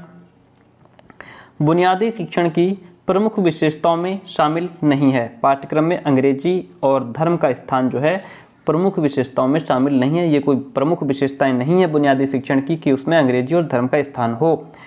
राष्ट्रीय एकता एवं भावात्मक एकता के संबंध में क्या असत्य है? असत्य क्या है? पहले तो ये समझते हैं सत्य क्या है। राष्ट्रीय एकता की एक भौगोलिक सीमा होती है, भावात्मक एकता की नहीं। राष्ट्रीय एकता जो है वो राष्ट्रीय एकता एक भौगोलिक सीमा होती है, भावात्मक एकता की नहीं। पॉइंट कह रहा है कि जो राष्ट्रीय एकता है इसकी एक भौगोलिक सीमा होती है, लेकिन भावात्मक एकता जो है इसकी कोई भी भौगोलिक सीमा नहीं है। ठीक है, क्लियर हुआ पॉइंट। उसके बाद राष्ट्रीय एकता के लिए भावात्मक एकता अनिवार्य है, जबकि भावात्मक एकता के लिए राष्ट्रीय एकता की अनिवार्यता नहीं होती है। ये तो राष्ट्रीय एकता और भावात्मक एकता के बीच जो है बातें सत्य हैं। ठीक है, राष्ट्रीय एकता प्रांतीयता की भावना मजबूत करती है। जो राष्ट्रीय एकता है वो प्रांतीयता की भावना को मजबूत करती है, जबकि भावात्मक एकता सीमावाद को कम करती है।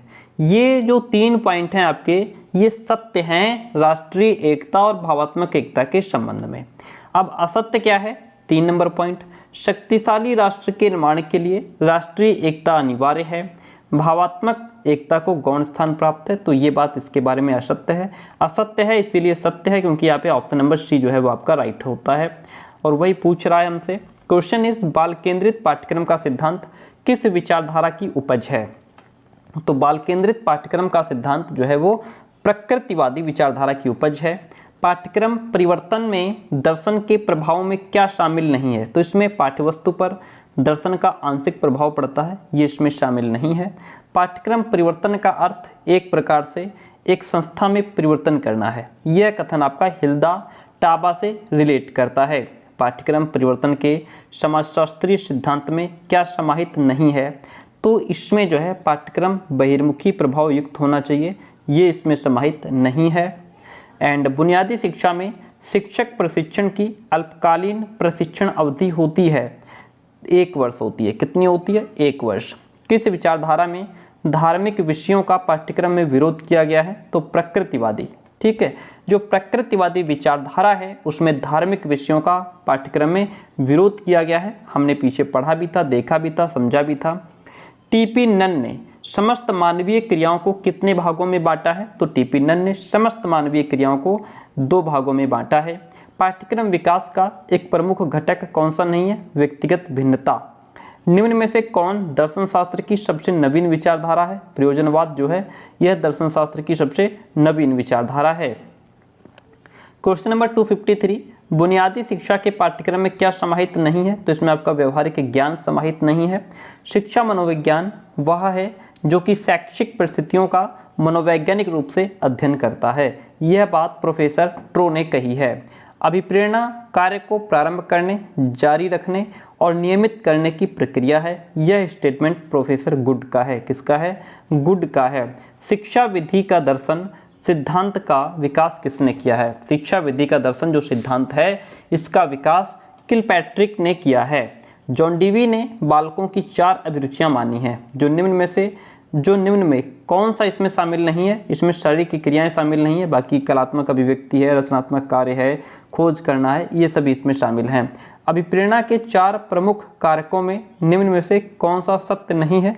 आत्म प्रकाशन सत्य नहीं है, बाकी आपका चालक, उद्दीपक, अभिप्रेरक ये सभी सत्य हैं। इसके बारे में निम्न में से किन विद्वान ने शिक्षा को एक प्राकृतिक क्रिया तथा प्रकृति को सर्वश्रेष्ठ शिक्षिका घोषित किया है? वो हैं आपके रूसो। वो कहते हैं प्रकृति सर्वश्रेष्ठ शिक्षिका है।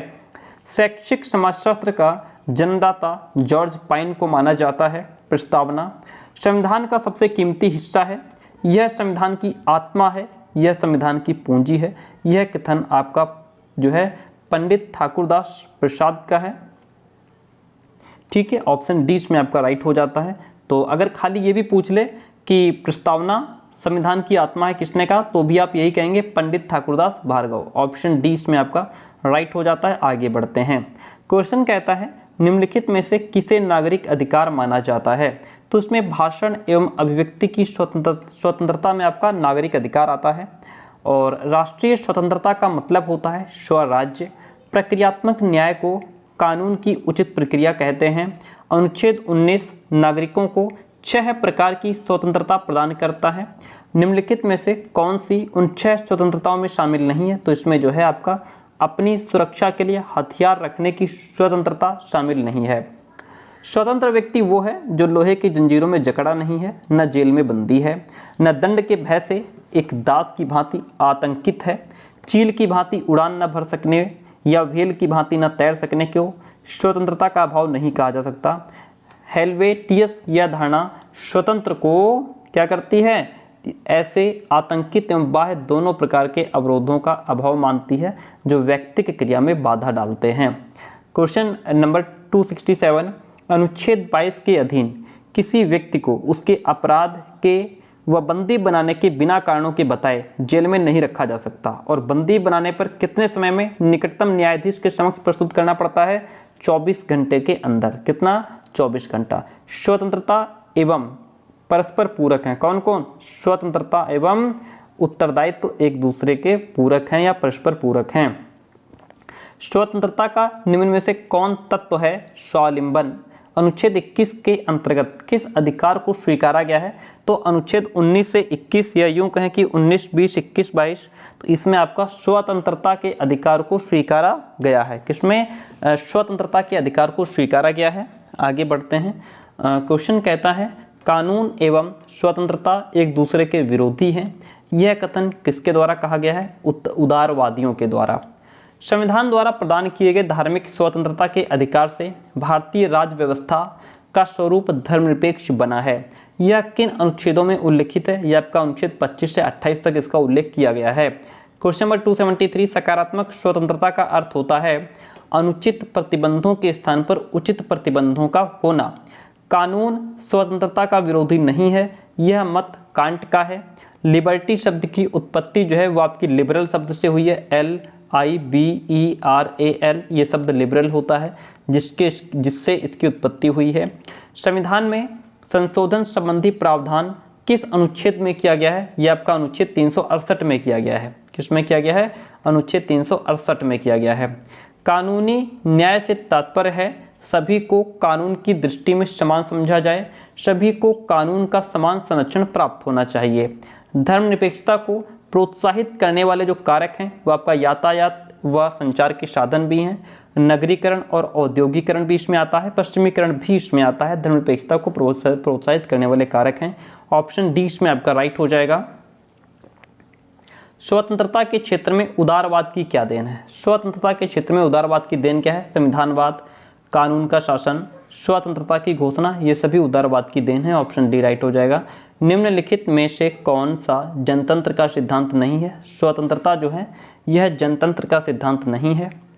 किस संशोधन द्वारा नागरिकों के 7 मूल अधिकारों में से संपत्ति के अधिकार को हटा करके मात्र एक कानूनी अधिकार बना दिया गया है, वो है आपका 44वां संविधान संशोधन। भारतीय संविधान की धारा 25 का जो संबंध है वो आपका धार्मिक स्वतंत्रता से है, धार्मिक स्वतंत्रता से है 25 का संबंध, ठीक है। भारतीय संविधान में कौन सा अनुच्छेद धर्मनिरपेक्षता से संबंधित है? कौन सा अनुच्छेद है जो धर्मनिरपेक्षता से संबंधित है? तो इसमें आपका अनुच्छेद 25 और 26, 27, 28 ये सभी धर्मनिरपेक्षता से रिलेट करते हैं। मौलिक अधिकारों में परिवर्तन संबंधी विवाद उच्चतम न्यायालय में निम्नलिखित में से कौन सा पहुंच व निर्मित हुआ है? तो उसमें आपका गोलकनाथ केस है, शंकरी प्रसाद केस है, मज्जन सिंह केस है, ये सभी इसमें जो है उसमें पहुंच और निर्मित हुए हैं। आगे बढ़ते, भारत में अस्पृश्यता समाप्त करने का कानून कब बना? 1955 में बना था। कब बना था ये आपका? 1955 में बना, ठीक है। चलिए इसके बाद नेक्स्ट क्वेश्चन कहता है आपका, आगे बढ़ते हैं, क्वेश्चन है 286। देखिए संविधान की धारा 30 का संबंध किससे है? संविधान की धारा 30 जो है वो आपका अल्पसंख्यकों की शिक्षा से संबंधित है, अल्पसंख्यकों की शिक्षा से संबंधित है, जिसमें ये कहा गया है कि धर्म या भाषा पर आधारित सभी अल्पसंख्यक वर्गों को अपनी रुचि की शिक्षा संस्थाओं की स्थापना और प्रशासन का अधिकार होगा, ऐसी बात इसमें कही गई है धारा 30 में। न्याय की अवधारणा विकसित हुई, न्याय की अवधारणा सामान्य न्याय के रूप में और प्रक्रियात्मक रूप में विकसित हुई है। किस संविधान संशोधन के द्वारा भारतीय संविधान में समाजवादी शब्द जोड़ा गया? तो ये आपका 42वां संविधान संशोधन 1976 में जो हुआ उसमें समाजवादी शब्द को जोड़ा गया। चलिए नेक्स्ट क्वेश्चन कहता है संविधान की धारा 45 का संबंध किससे है? तो संविधान की धारा 45 का संबंध अनिवार्य, निःशुल्क और सार्वभौमिक शिक्षा से है। सामाजिक न्याय का प्रमुख तत्व क्या है? सामाजिक न्याय का प्रमुख तत्व है अवसर की समानता। भारतीय संविधान में धर्मनिरपेक्षता शब्द कब जोड़ा गया? तो ये आपका 1976 में जोड़ा गया। आंसर जो है इसमें बी दिया है, डी सही होगा। 1976 में जोड़ा गया। कब जोड़ा गया? 1976 में। न्याय है, न्याय जो है वो आपका एक सामान्य गुण है, एक सक्रिय प्रक्रिया है और एक तत्व केंद्रित व्यवस्था है, इसलिए option D is the right one over here. सन 1976 में 42वें संशोधन द्वारा किस अध्याय में और कितने मौलिक कर्तव्य नागरिकों के सम्मिलित किए गए हैं? तो वो आपके चतुर्थ अध्याय और 10 कर्तव्य उसमें शामिल किए गए हैं। शिक्षा को संवर्ती सूची में कब रखा गया? शिक्षा को संवर्ती सूची में आपका 1976 में रखा गया। यहाँ पे 7 दिया है, 1950 गलत है। क्या कब रखा गया? शिक्षा को संवर्ती सूची में 1976 में रखा गया। आगे बढ़ते हैं, क्वेश्चन कहता है 44वें संशोधन के द्वारा संपत्ति का अधिकार प्राप्त करने और उसे विधिक अधिकार बनाने के लिए अनुच्छेद 31 के अंतर्गत अतिरिक्त कौन सा अनुच्छेद संविधान से समाप्त किया गया और कौन सा अनुच्छेद जोड़ा गया? तो उसमें आपका अनुच्छेद 19 छा जो है वो समाप्त कर दिया गया, जिसमें आपका 371 झा जोड़ दिया गया।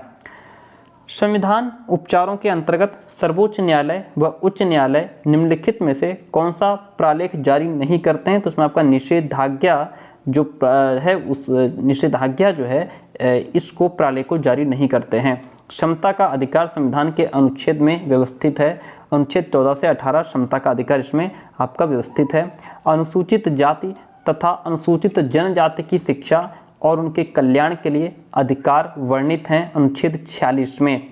पाठ्यक्रम में वैज्ञानिक विषयों को महत्व दिया है प्रकृतिवाद ने। किसने दिया है? प्रकृतिवाद ने। पाठ्यक्रम में व्यावसायिक विषयों को सम्मिलित किया है यथार्थवाद ने।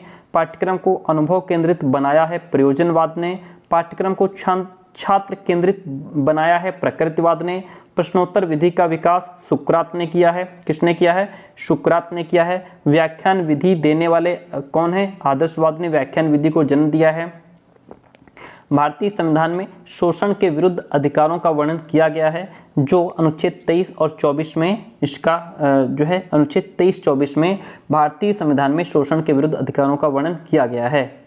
डिफरेंट हमने आपको बताया नहीं, शायद मुझे लगता है कि हम पेड नोट्स भी प्रोवाइड कराते हैं। एंड जैसा कि मैं आपको स्टार्टिंग में दिखा रहा था, जिन नोट्स से मैं आपको पढ़ा रहा था, तो उसी प्रकार के नोट्स होते हैं। और अगर आप पेड नोट्स अभी तक आपने नहीं लिए हैं तो आप फटाफट इस नंबर पे व्हाट्सएप मैसेज करके 9628 81826449। इस नंबर पे व्हाट्सअप मैसेज करके नोट्स की इन्फॉर्मेशन ले सकते हैं। सबसे बड़ी बात यह है कि हमारे नोट्स लेने के बाद आपको बाहर से कुछ भी लेने खरीदने की आवश्यकता नहीं रहती है। हम आपको चारों पेपर का सब्जेक्टिव कंटेंट जिससे मैं आपको समझा रहा था अभी, सब्जेक्टिव का मतलब भी शॉर्ट तरीके से तैयार किया जाता है, कम शब्दों में। चारों पेपर का सब्जेक्टिव और चारों पेपर का चैप्टर वाइज ऑब्जेक्टिव कंटेंट आपको दिया जाता है। आपको वन लीनियर कंटेंट दिया जाता है। वन लीनियर अभी हम आपको दिखा देंगे किस तरीके के होते हैं। एंड आपको प्रीवियस ईयर क्वेश्चन पेपर्स दिए जाते हैं, ठीक है। और उसके बाद जो मार्केट में आपका कंटेंट अवेलेबल है, जैसे आपका पवन का मॉडल पेपर हो गया, आपका गोल्ड सीरीज हो गई, आपका इजी नोट्स हो गया, ये सभी तीनों प्रकार के मॉडल पेपर, तीनों प्रकार के क्वेश्चन बैंक भी आपको पीडीएफ फॉर्म में प्रोवाइड कराए जाते हैं। तो इतना सारा कंटेंट एक जगह आपको कहीं नहीं मिलेगा। ओनली ऑन स्मार्टर एवरीडे आपको ये प्रोवाइड कराता है। तो जो नंबर दिया गया है वहाँ फटाफट मैसेज करके नोट्स की इन्फॉर्मेशन आप ले सकते हैं। फिर क्वेश्चन कहता है भारतीय संविधान में शोषण के विरुद्ध अधिकारों का वर्णन जो है वो आपका अनुच्छेद 23 और 24 में है। अनिवार्य प्राथमिक शिक्षा का प्रावधान आपका अनुच्छेद 45 में है। संविधान के 1978 में पारित 44वें संशोधन के अंतर्गत कौन सा अधिकार अब एक मूल अधिकार न रह करके केवल एक संवैधानिक अधिकार रह गया है? वो है आपका संपत्ति का अधिकार। क्या है? वो है आपका संपत्ति का अधिकार। संविधान के अनुच्छेद 51 का में मूल कर्तव्यों का वर्णन किया गया है। किसका वर्णन किया गया है? मूल कर्तव्यों का वर्णन किया गया है। संविधान के 42वें संशोधन अधिनियम 1976 द्वारा पहली बार संविधान में नागरिकों को विषय में निर्दिष्ट किया गया था मूल अधिकारों को।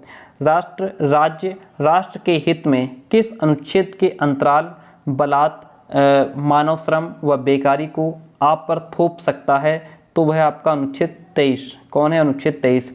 न्याय वह अंतिम सिद्धांत है जो स्वतंत्रता व समानता तथा इन दोनों के विभिन्न पक्षों के बीच तालमेल करता है। यह स्टेटमेंट बारकर ने दिया है। सामाजिक न्याय से पृथक व उससे कहीं ज़्यादा महत्वपूर्ण है आर्थिक न्याय। क्या महत्वपूर्ण है? आर्थिक न्याय।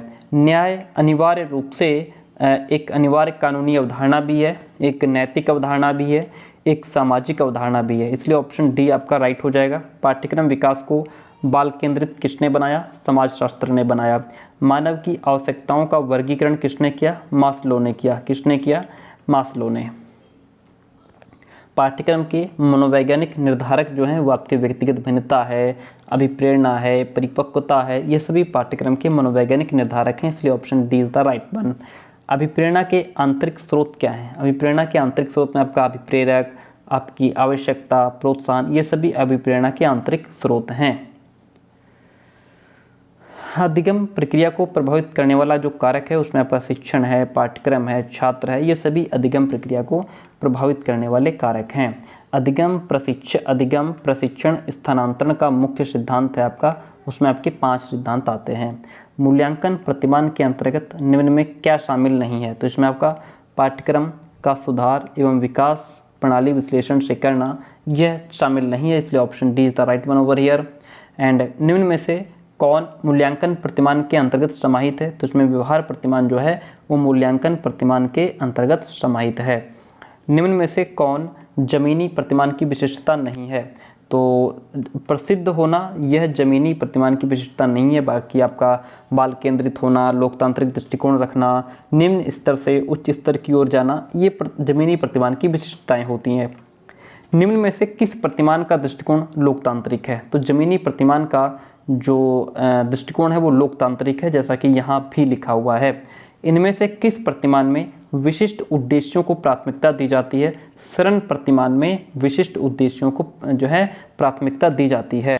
ये जो हम लोग प्रतिमान से रिलेटेड क्वेश्चंस कर रहे हैं, इसमें थोड़ा समझ लेते हैं प्रतिमान होता क्या है।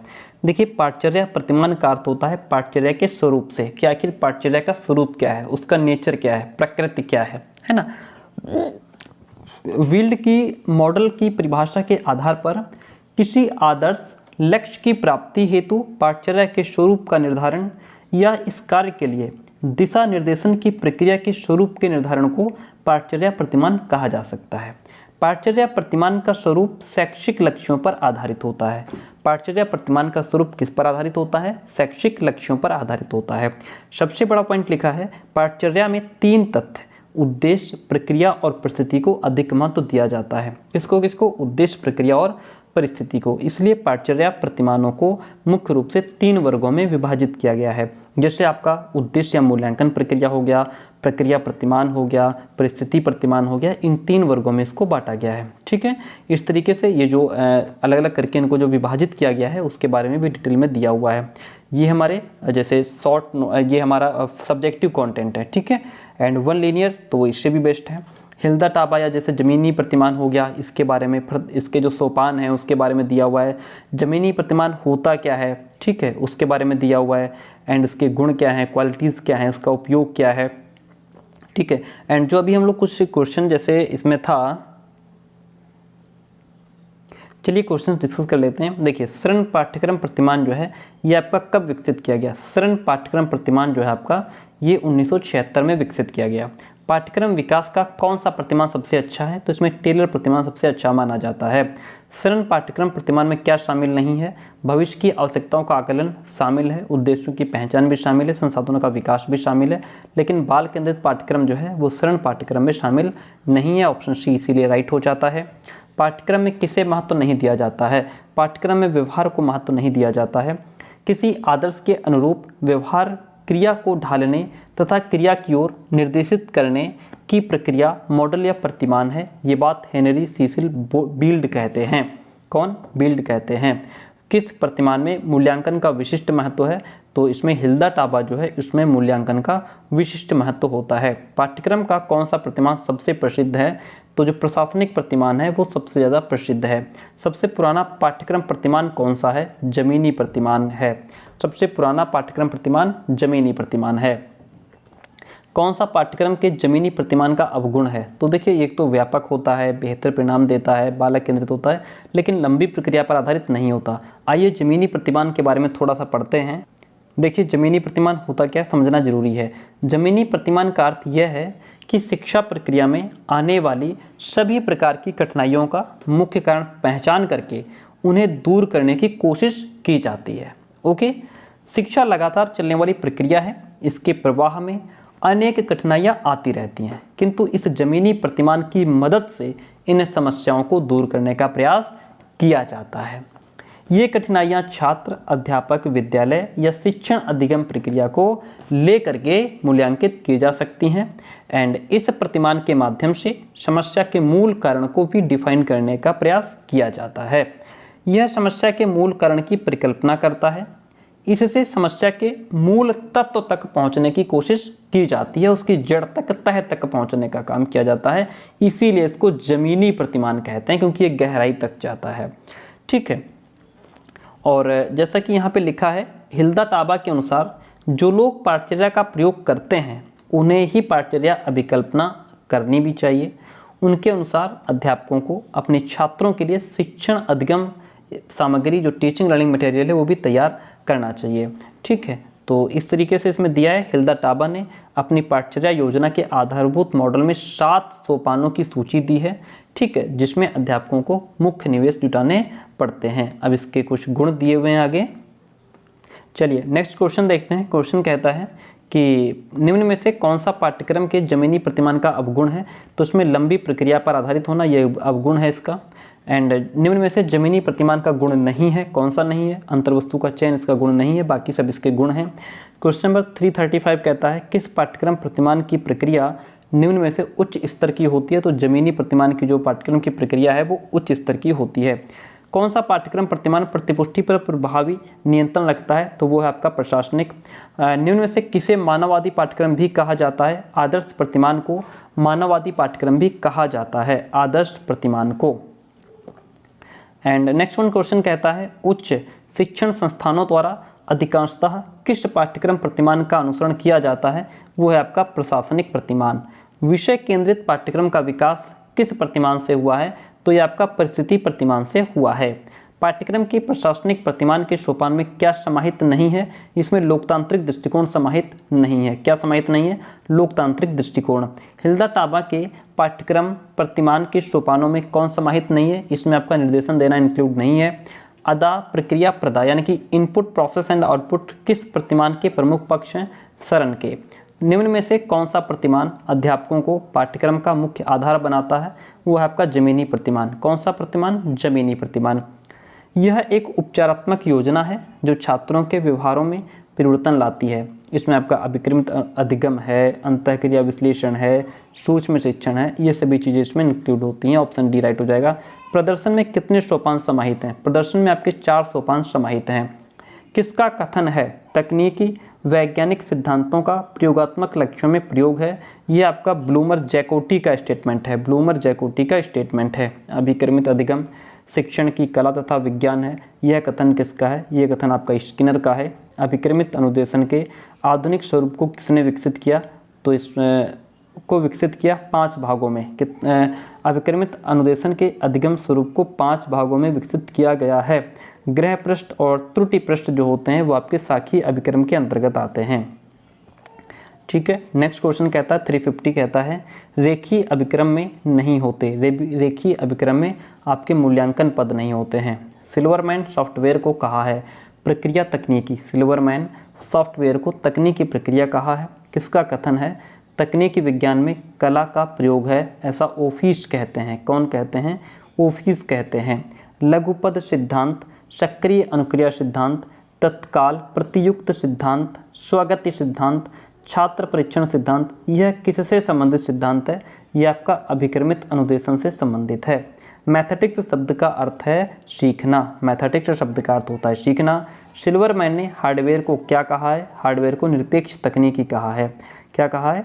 जो है हार्डवेयर निरपेक्ष तकनीकी कहा गया है सिल्वरमैन ने हार्डवेयर को।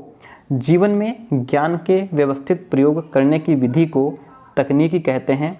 डेविड के अनुसार शिक्षण तकनीकी की विषय वस्तु में आपका नियोजन, व्यवस्था और अग्रसरण और जो है अग्रसरण, ये सभी चीज़ें इसमें शामिल हो जाती हैं।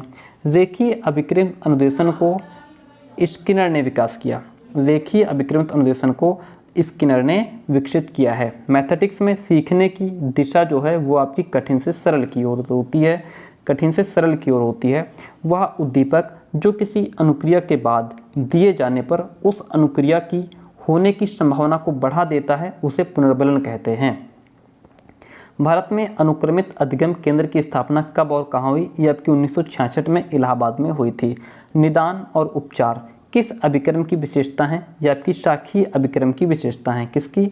शाखीय अभिक्रम की विशेषता हैं। शैक्षिक तकनीकी शब्द का सर्वप्रथम प्रयोग ब्रायन मोर ने किया था।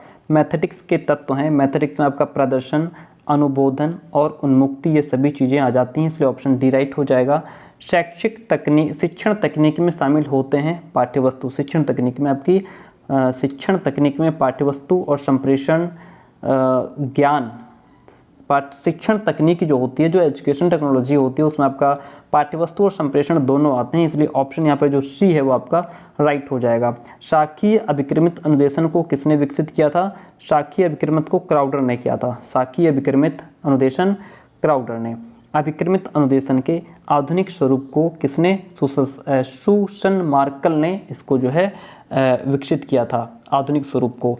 ज्ञान के व्यवहार में विनियोग ही शैक्षिक तकनीकी है। यह परिभाषा आपकी E.M. बूटर ने दी है।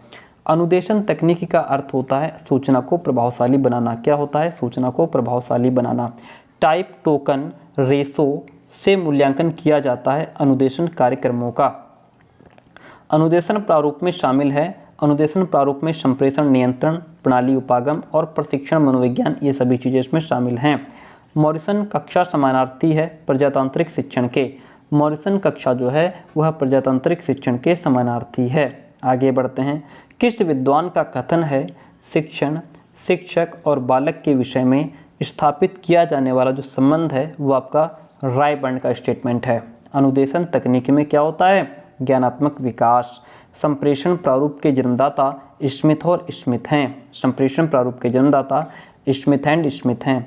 ये किसका स्टेटमेंट है? शिक्षण सीखने के लिए प्रेरणा, पथ प्रदर्शन तथा प्रोत्साहन है। यह रायबर्न का स्टेटमेंट है। सूक्ष्म सूत्रों शिक्षण सूत्रों का प्रतिपादन किसने किया था? स्पेंसर ने किया था। व्यवहार तकनीकी जो है वो आपकी स्किनर के क्रिया प्रसूत सिद्धांत पर आधारित है। आगे बढ़ते हैं। क्वेश्चन कहता है शैक्षिक तकनीकी के क्षेत्र को अदा, प्रक्रिया तथा प्रदा किसने बांटा है? यह आपके वाक्सी समामाटो ने बांटा है। हस्तक्षेप रहित शिक्षण के समर्थक कौन है? ब्रूवेकर। कैनीथ तथा अनलिन का जो संबंध है वो आपका प्रणाली विश्लेषण से है। किससे है? प्रणाली विश्लेषण से है। प्रजातांत्रिक शिक्षण के समर्थक आपके गेज हैं। प्रशिक्षण मनोविज्ञान के समर्थक ग्लेसर और गैने हैं। स्टेट सीखना विकास है, ऐसा वुडवर्थ कहते हैं। सीखना उत्तरोत्तर सामंजस्य की प्रक्रिया है, ऐसा स्किनर कहते हैं। ठीक है, आगे बढ़ते हैं। 396 नंबर क्वेश्चन कहता है बोध में प्रत्यक्ष की समझ शामिल होती है। बोध स्तर प्रतिमान किसने दिया है? मॉरिसन ने। ज्ञान, जब ज्ञान को व्यावहारिक प्रयोग के संदर्भ में शिक्षण किया जाता है तो उसको चिंतन स्तर का शिक्षण कहते हैं। इसका प्रतिमान किस विद्वान ने दिया है? हंट ने दिया है। किसका कथन है? नीतियाँ शिक्षण की व्यापक विधियाँ हैं। ये आपका डेविस का कथन है। किसका कथन है? डेविस का कथन है। विधि से तात्पर्य है किसका? पाठ्यवस्तु के प्रस्तुतिकरण का तरीका आपका विधि कहलाता है। व्याख्यान, प्रदर्शन, निर्देशन, अभिक्रमित, अधिगम आदि किस प्रकार की शिक्षण विधियाँ हैं? ये प्रभुत्ववादी शिक्षण विधियाँ हैं। प्रश्नोत्तर, सामूहिक वाद विवाद, अन्वेषण, ऐतिहासिक खोज, दत्तकार, योजना आदि किस प्रकार की विधियाँ हैं? ये आपकी प्रजातांत्रिक विधियाँ हैं। कैसी हैं? प्रजातांत्रिक विधियाँ हैं। शिक्षण के चर हैं। शिक्षण के आपका शिक्षक है, छात्र है, पाठ्यक्रम है, ये सभी शिक्षण के चर होते हैं। इसलिए ऑप्शन नंबर डी आपका राइट हो जाएगा। शिक्षण के चरों के 3 काम हैं, निदान, मूल्यांकन और उपचार। ये तीनों ही शिक्षण चरों के कार्य हैं। निदान का संबंध आपका शिक्षक से होता है। निदान का संबंध आपका शिक्षक से होता है। उपचार का अर्थ होता है छात्र की कठिनाइयों को दूर करना। सीखना आदतों, ज्ञान और अभिवृत्तियों का अर्जन है, ऐसा क्रो एंड क्रो कहते हैं। शिक्षण के स्तर होते हैं आपके ज्ञान स्तर, बोध स्तर, चिंतन स्तर, ये सभी शिक्षण के स्तर होते हैं। इसलिए option D is the right one over here. आगे बढ़ेंगे। क्वेश्चन है स्मृति स्तर का संबंध केवल सूचनाओं को धारण करने से होता है। यह सबसे निम्न स्तर शिक्षण होता है। इसके प्रणेता हर्बर्ट हैं। ऐतिहासिक खोज विधि के जन्मदाता ब्रूनर हैं। अन्वेषण विधि के जन्मदाता आर्मस्ट्रॉन्ग हैं। पाठ्यक्रम नियोजन में अवधारणाएं जो होती हैं वो आपकी 10 होती हैं। पाठ्यक्रम निर्माण के सोपान 5 होते हैं। शिक्षण के उद्देश्य आपके ज्ञानात्मक, भावात्मक, क्रियात्मक, ये सभी शिक्षण के उद्देश्य होते हैं।